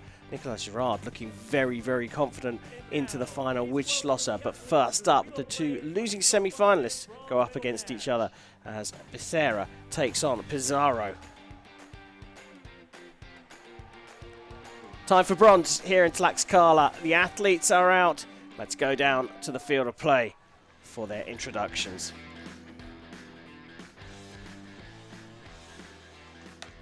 Target number 1, representing Mexico, Miguel Becerra.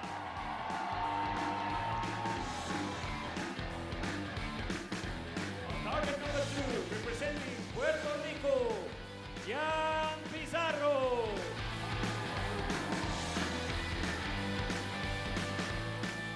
The line judge for this match, Hussein Nasiri.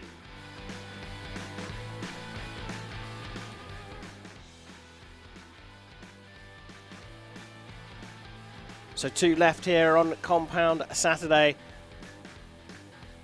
First up, the match for bronze between Miguel Becerra of Mexico here, 22 years old, world number 8, against Jean Pizarro, the Puerto Rican, who's the world number 11 at 30 years old. Both making their debuts here at the Hyundai Archery World Cup Finals, both in with a shout for a medal on their debut.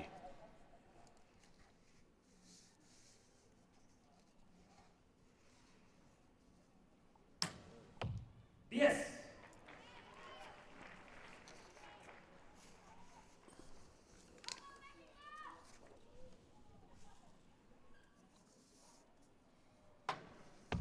Yes. Solid start from the pair of them.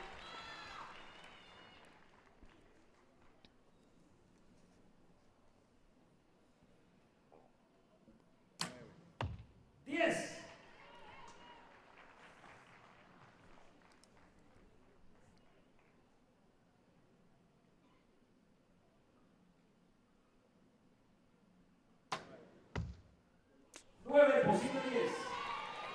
Bit unlucky there, I think, and he just out.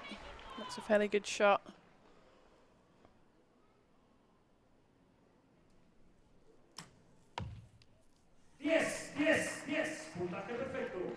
Confident start from Pizarro, head of his own federation. Yep. 2 9s from Becerra, so 28 plays 30 here after just 3 arrows, a 2-point gap. We said there would be drop points, but Nikki didn't think there was too much wrong in Miguel Becerra's actions. Yeah, I think it's just down to a bit of nerves at the moment. This is your chance to get your feet on that podium. Still a lot at stake. There's still a check at stake, or a few checks probably from your sponsors as well. And sometimes that crowd shouting for you, it's nice, but sometimes it's distracting. Sometimes it raises your heart rate at a point where you just want to stay in your bubble, stay calm. So he's got to manage all these things, and it's, you know, he's probably not that used to this yet. He's still a fairly newbie. Look at him just taking that deep breath, trying to manage himself. Bit more experience here from Becerra, a man that's never won an individual senior medal, but has 8 years more experience in life, if not archery. Silver medal in the first ranking event of the season in Antalya.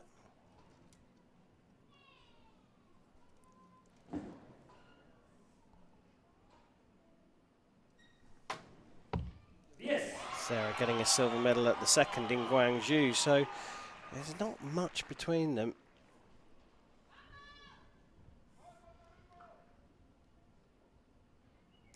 But will experience play its part in this second end?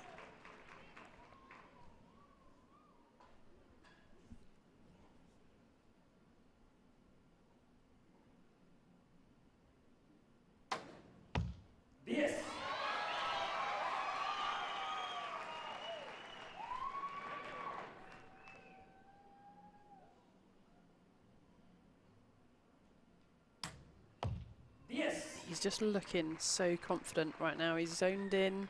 He's in his bubble. It's all going right.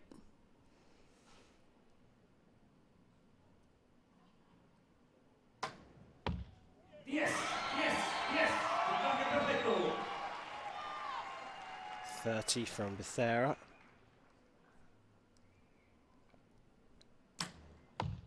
Yes. 30 from Pizarro, so still 2 points in it. Becerra, having dropped 2 points in the first, has come straight back out in the second and put in a 30 to put a little bit of doubt perhaps in the mind of Jean Pizarro. Maybe, but he won't be thinking about his opponent at the moment. He's really in his bubble. He's just nice and confident, good shots and zoned in. Becerra, the World Games gold medalist in Alabama in the USA a little earlier on this year.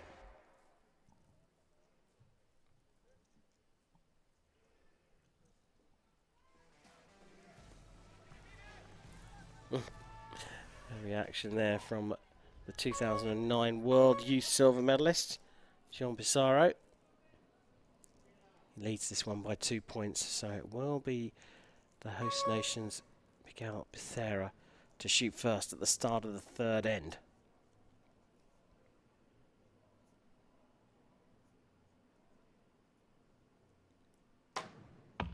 Yes.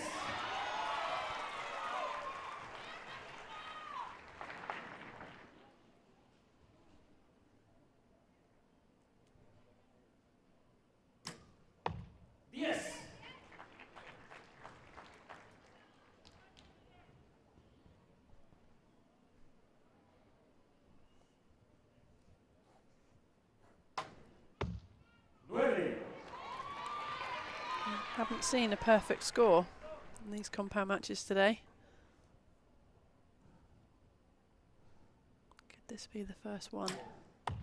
Yes. Don't say that, Nikki. You know what happens when you say things like that. Yes. 29 then for the Mexican. Opens the door for an increase in the lead though for the Puerto Rican. And that one is a cracking shot into the middle of the target. He hasn't dropped a single point yet, but we have got through 3 ends with athletes not dropping points. Only to drop points in ends 4 and 5, or 4 or 5. But Pizarro looking very strong, very solid, very confident, eyeing his first ever individual senior medal. No one has even shot a 120 yet, man or woman today. So if he can clean these next 3, he'll be the most perfect archer of today. Kinda. To this point. I mean, it's in the bronze match. There's one more match to go, and it's for gold. Would you rather have 120 or shooting in the gold medal match? I'd rather be in the gold medal match. I thought you might say that. Well, I'm trying to pick the positives here. He's shooting really well. He is shooting very well indeed. And as you say, no one has got through end number 4 without dropping points yet. We are in that end, and Becerra finds himself behind by 3 points now, and will shoot first.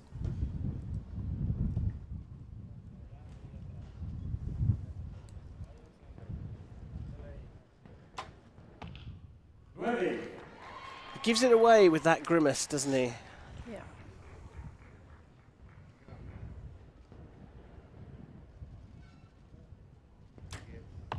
Yes.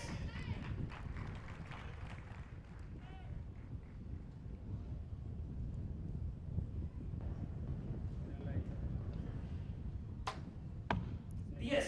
You do just know instantly where that arrow's going to go with the compound. You get the feelings of how the bow reacted, what you last saw, and the scope on the target. Yeah, Get to this level.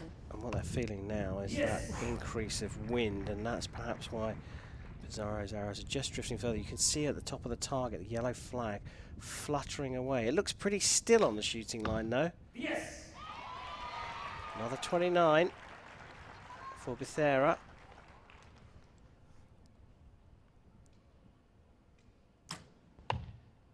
And there we go. First archer to get to 120 points, a maximum score after 4 ends. The Puerto Rican extends his lead by a single point and is looking, I don't want to call him a banker for the bronze, but you definitely want to be in his position. 4 points in the lead with 3 arrows left per archer. Yeah, it's a really good position to be in. Again, you're going to need something pretty catastrophic to derail him now, but he's just in the zone. He just looks so comfortable, nothing's phasing him. Yeah, it's different man to the one we saw in the semi-finals. Yeah, maybe some of that pressure's been relieved. Lost a match, you can just calm down a little bit, but still a lot at stake here. It's huge to get your feet on that podium, to get the medal, the checks that come with it as well. Get nothing for 4th. Well, Pizarro's come through Galantine in a shoot-off and then lost out to Girard in the semi-finals. He's in the box seat here. Miguel Becerra from Mexico, though, will shoot first.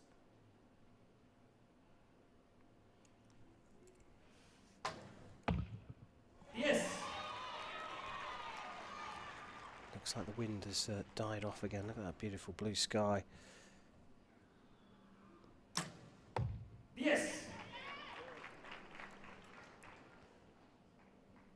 The bronze is almost in Pizarro's hands. It will be the biggest medal he has ever won in his career.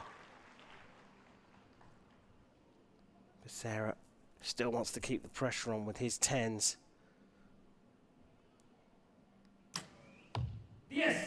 Beautiful stuff here. He's on for a perfect score. He's taking a very deep breath here. He needs to relax. The bronze is in the bag because Miguel Becerra, whilst he finishes with another 29 and a 146, has left bags of room on the scoreboard. Will it be bronze, and will it be with a perfect score? A quick one out of the bow, and it's into the 10 for our first 150 of the day, and the biggest medal for Jean Pizarro from Puerto Rico, athlete, coach and head of his federation, and now in the history books as a bronze medalist at the Hyundai Archery World Cup final. Oficial, tercer lugar, medalla de bronce para Jean Pizarro. Un aplauso muy grande para él. Puntaje perfecto. Yeah, you got it. The bronze medal goes to Jean Pizarro of Puerto Rico. He was a different man in the bronze medal playoff to the one we saw in the semi-finals, and he is through to the podium here, and look at the smile on his face. But what a performance from Miguel Becerra as well, this young man in a playoff for bronze at his very first Hyundai Archery World Cup final. We're going to see bags more from the Mexican.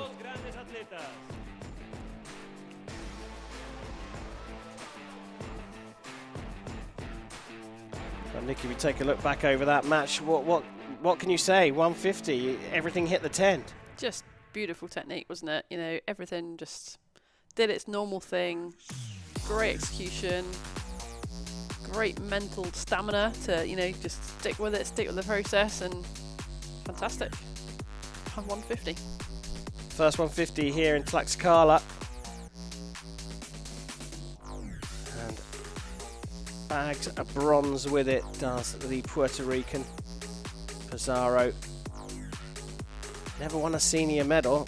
Fancy doing it at the Hyundai Archery World Cup final. Because that's exactly what Jean Pizarro has done, and that's the biggest smile you're going to see in Mexico for a while. Next up, we've got the big one.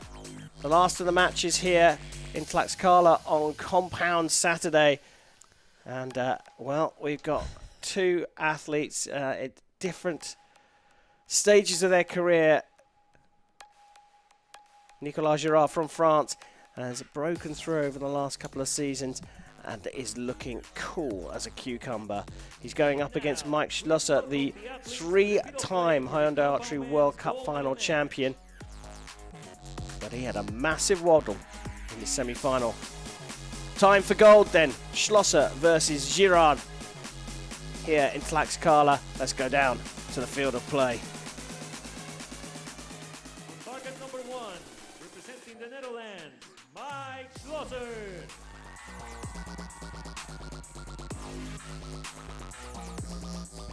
On target number 2, representing France, Nicolas Girard.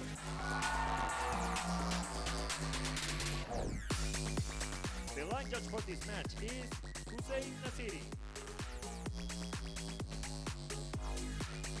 So here we go. It's gold medal match time here in Tlaxcala, Mexico. World number 1 Mike Schlosser from the Netherlands is 28 years old, and he faces the 22-year-old world number 5 Nicolas Girard from France, a breakthrough athlete this year. Mike Schlosser has had a bit of target panic this season, and he had a massive wobble with his last arrow in the semi-finals, just getting it in to qualify for these finals. And it will be the Dutchman to shoot first to get this match underway. Yes.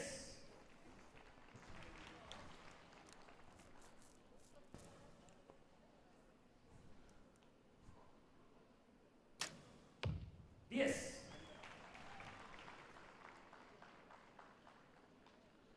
I feel like this is the calm before the storm. I think you may well be right. Yes. Solid from the pair of them right now.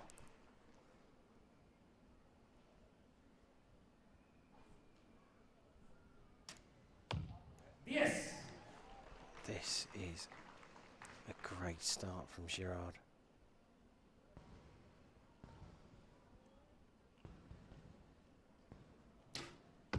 Yes. Yes. Yes. Puntaje perfecto.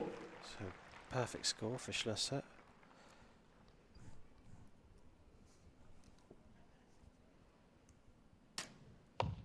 Yes. Yes. Yes. And a perfect score for Girard. I think we were expecting this one to get off to a high score, and that is exactly what the two athletes have delivered up for us. But Nicky,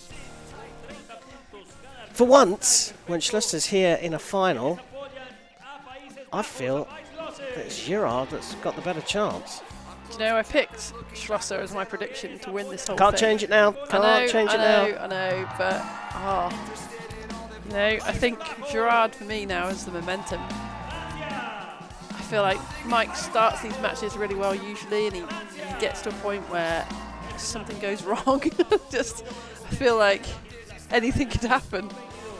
But has he had his bad luck today? I mean, I don't even know how he can come back after that last shot of the semi where he almost shot, almost missed, but managed just to come down in time and then throw an arrow down the range and just come out so calmly just now. You know, maybe he had time to get onto the practice range. There was 2 matches in between and do some work, but he's a different guy at the moment, but let's see.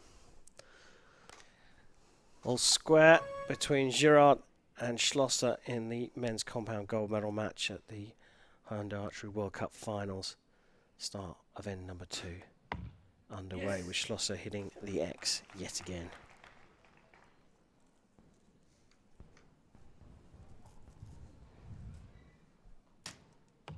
Yes.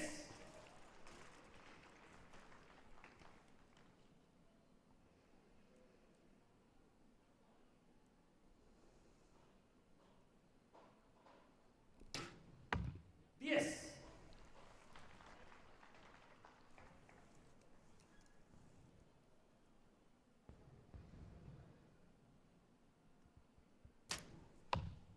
Yes.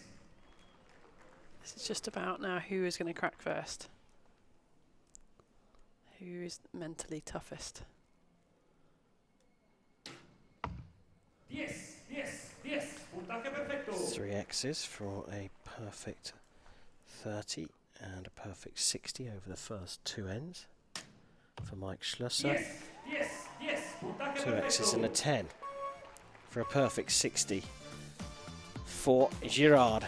I think you just said it, didn't you? It's about who is going to crack first. So, the replays now in this match are just showing 2 archers at the very, very top of their game, hitting not just 10s, but between them they have hit 9 X's in 12 hours. It's pretty high. It's a pretty high standard. It's going to be high standard, certainly. But I was just watching their body language.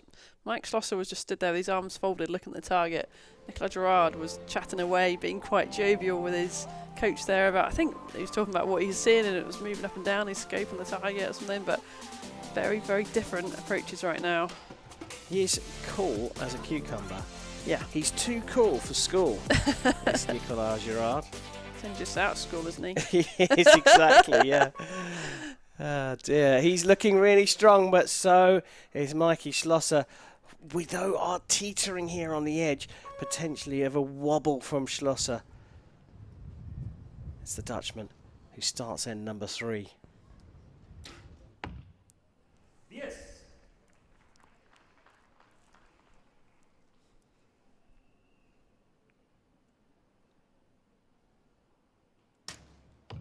Yes. All you need to watch with Schlosser is his thumb. Is it going to, you know, just keep on, just gently going on around that trigger? Nice shots, all Yes. good. That's how it should look. Is it going to break down? Or is he going to stick with it?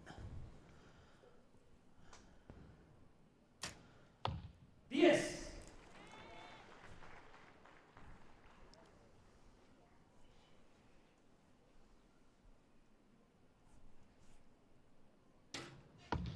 Yes. Yes. Yes. Puntaje perfecto. So still perfect from Schlosser.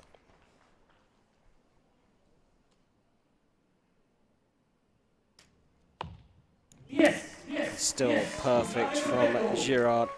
So 90 plays 90. Talked about the backhand of Girard being so open. That must take a great deal of strength at full draw to have that hand sort of fully open. Well, he's hanging on. So you look at your fingers and you see those 2 lines in your fingers, the joints. You're generally putting the release aid kind of between those.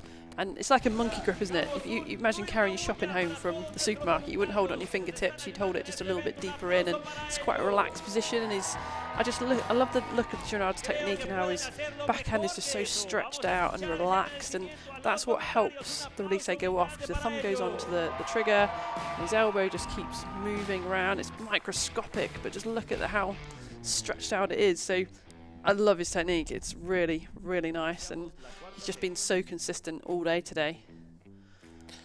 Yeah, he certainly has, but they're all level at the moment. 90 apiece, haven't dropped a single point yet in this gold medal match. And it will be Mike Schlosser to get the fourth end underway.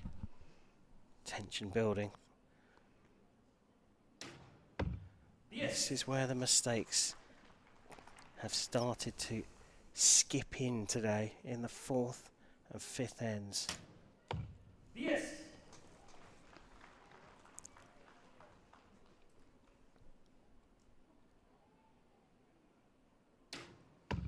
Yes.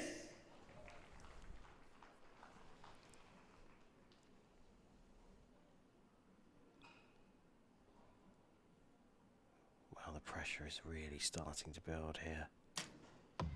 Yes. Just keeping it inside that center ring, taking a big deep breath.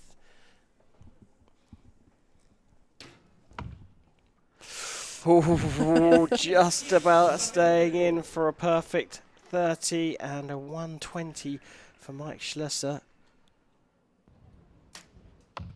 And there is the first drop point, a 119 for Girard after 4 ends. Now, is this a case of Schlosser can relax a little bit now? Oh, no.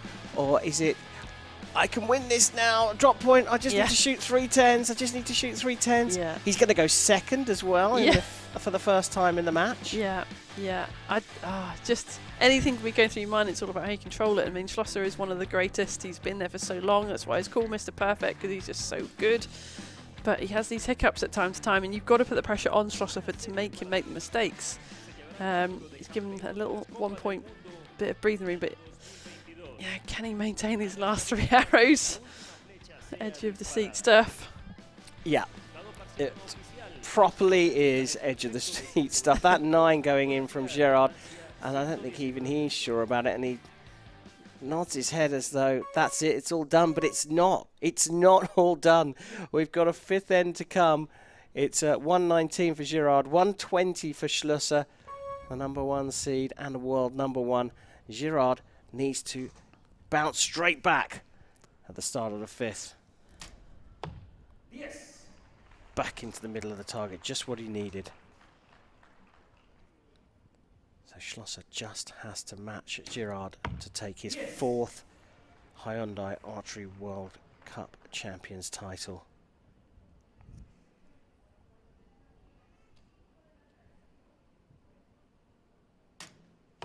Yes. Bang in the middle of the target.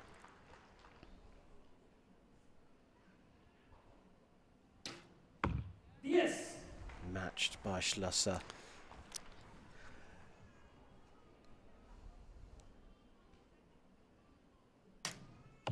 Yes. And into the 10 to finish with a perfect 30 and a 149. Can Schlosser do it here? Can he get the perfect score? Oh. Yes, he can! What a marvellous performance from Mikey Schlosser after a huge wobble in the semi-final with his last arrow. He clung on to his title of Mr. Perfect. He's done it here with a perfect score of 150 from 150, and he is the Hyundai Archery World Cup champion of 2022 here in Mexico. Well, it was a hugely entertaining final. Just 1 drop point and confirmation that Mike Schlosser is the winner of the 2022 Hyundai Archery World Cup Champions title. What a performance, though. I think we've got Mr. Perfect on the left and Mr. Cool on the right. Can you see how much Schlosser's shaking in those photos. Wow, absolute kudos to him. Like, to come back from that semi-final where he nearly, quite frankly, he nearly missed the target, managed to save it, come down and get it off within about 4 seconds to go. And the ability to reset yourself from that, that's no mean feat. You know, it's hard. Archers struggle with that, to come back, put that out of your mind and come back and shoot so well as he just did. It's absolutely incredible. But Gerard as well, I think we've got the next star in the making, a 22-year-old who's going to be on this scene, and we're going to see him again and again in these podiums.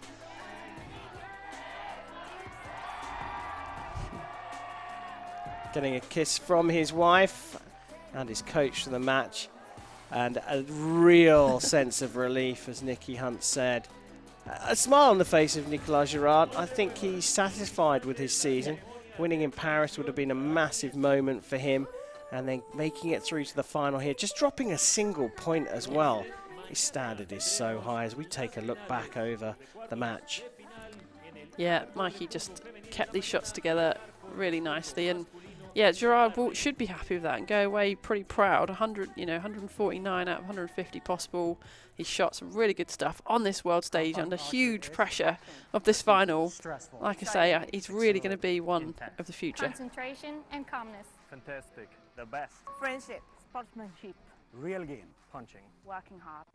fascinating. 집중력이다. Compound has applied to join the Olympics in LA 28. Oh, we just saw Mikey Schlosser there. A huge amount of relief and and a huge amount of celebration there for the man who's done it for the 4th time, winning this title. He is Mr. Perfect, and he's back. A little bit like in the way of Lopez, slightly different for her, but they both had little wobbles this season and both come back to win the season finale. Be very, very interesting to hear what Mikey Schlosser has to say about that victory. Tlaxcala has provided some great stuff here on Compound Saturday. The seeded athletes have won both the men's and the women's competition. Number 1 seed Mike Schlosser, Sir Perfect from the Netherlands, taking the men's title with a perfect score.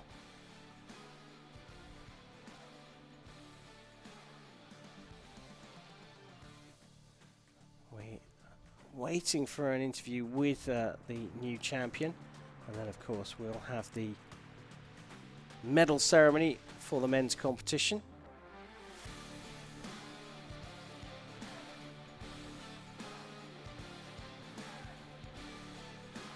Looks like we've got Mike Schlosser ready. Let's hear what he has to say. Mike Schlosser, Mr. Perfect. We can tell how much that meant for you. You had tears in your eyes. I still have them in my eyes. So yeah, after that semi-final, I came there and I was like, just be yourself, do your thing. And then my last shot is like con huevos, and I did it. So I'm happy about it. Yes, after that semi-final. But now you both were clean. Mm-hmm. So going into the last end, in the 4th end, he dropped a 9, and you had to clean it. So how did you manage to do that with all the pressure? I tried to keep it to myself. I wasn't paying attention that much on what Nicolas was doing, or just making good shots myself. And I'm really proud how I shot that last arrow, because it was struggling today, and my last arrow was beautiful. Like, I felt really, really good about it, so I'm really happy about it. So, Mike, I mean, what an incredible record for you, your 4th title in a World Cup final, and we know it means so much for you, then that's why they call you Mr. Perfect, and everyone knows now. So why are you, do you feel Mexican yet? Oh, I definitely feel Mexican. Like, when I came up there and people like shouting my name, and that was really nice. I feel really welcome here, and I'm always glad to be here. Like, I always enjoy the food, enjoy the people. The atmosphere is awesome. They're like really calm and relaxed. It's kind of like me, so I really feel at home here. 4 titles, Mike. 4 World Cup final titles. What does this mean for you? This is just like, to me, this is just at the end of a nice season. Like, I had a really good season this year, and this is a cherry on the top, kinda, and I'm really happy about it. Well, once again, congratulations. Go and kiss your wife again. We're so happy for you. Thank you. very much an adopted son here in Mexico, Mike Schlosser, talking about a good season he's had, but he certainly had some wobbles at the beginning. Yeah, he has done. I mean, well, he won the first 2 stages, so it wasn't too bad. But Yeah, that is true. But even leading into this season, yeah. we started to see when you go up against him, you see most athletes thinking, well, I'm in big trouble here unless I shoot a perfect score. That air of invincibility kind of dropped away a little bit last season. Slightly. I mean, when you get named Mr. Perfect, I mean, that's, yeah, people coming up against you must feel that, but then it brings a bit of pressure, I think, with it as well. He's so good in qualification. I think he qualified first in qualification in consecutive 4, 5, 6 World Cups in a row, something like that. Ridiculous, but he's just a phenomenal archer, and yeah, 4 times World Cup finalist now. Time now for the medal ceremonies for the compound men's competition here in Tlaxcala, Hyundai Archery World Cup finals.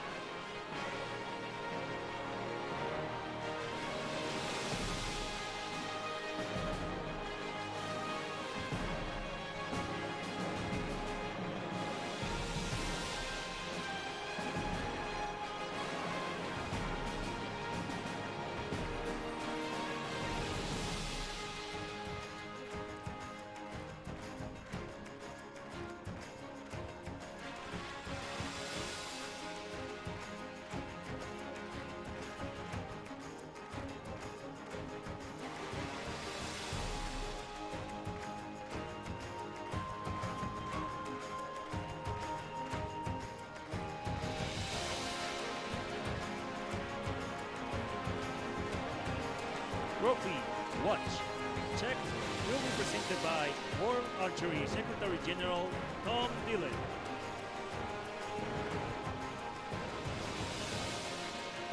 Gifts will be presented by Tlaxcala Sports Institute Director Maday Perez Carrillo.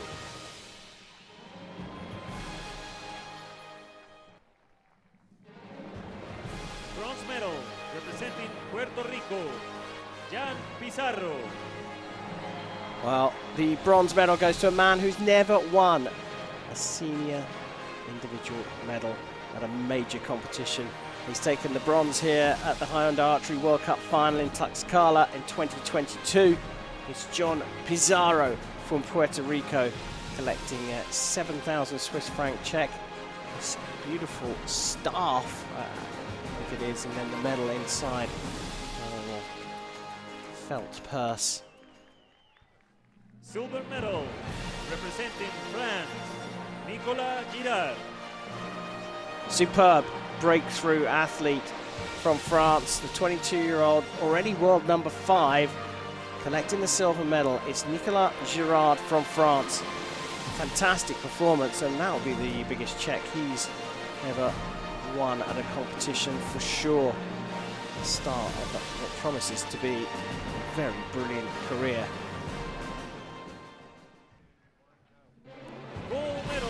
And for the 4th time, our Hyundai Archery World Cup champion is Mr. Perfect himself from the Netherlands, Mike Schlosser.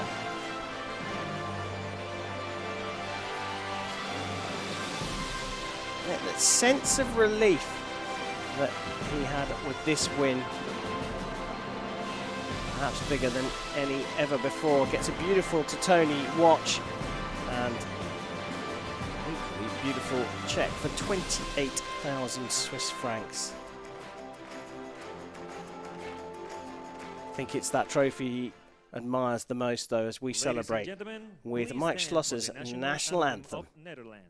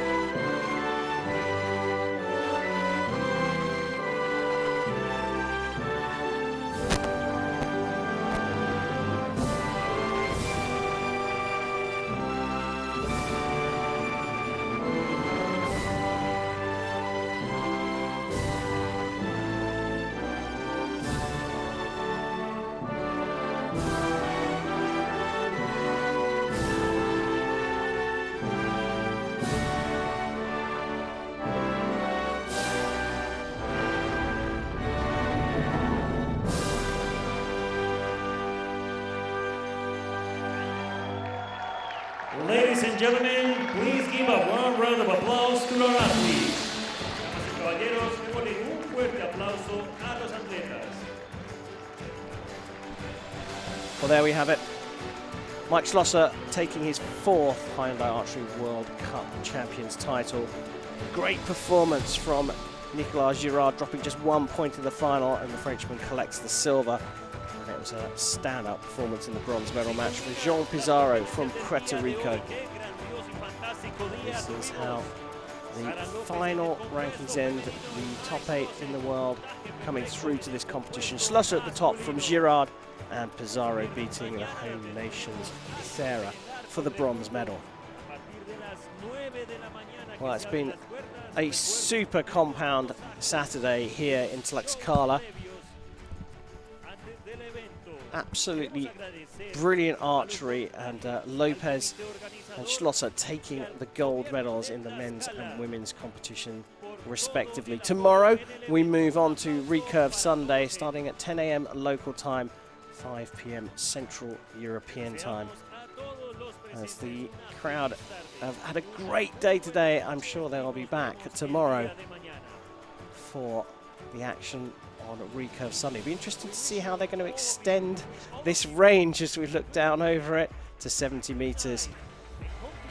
When we look back over this session here in Tlaxcala, host nations Becerra taking on JP Bush in the quarterfinals.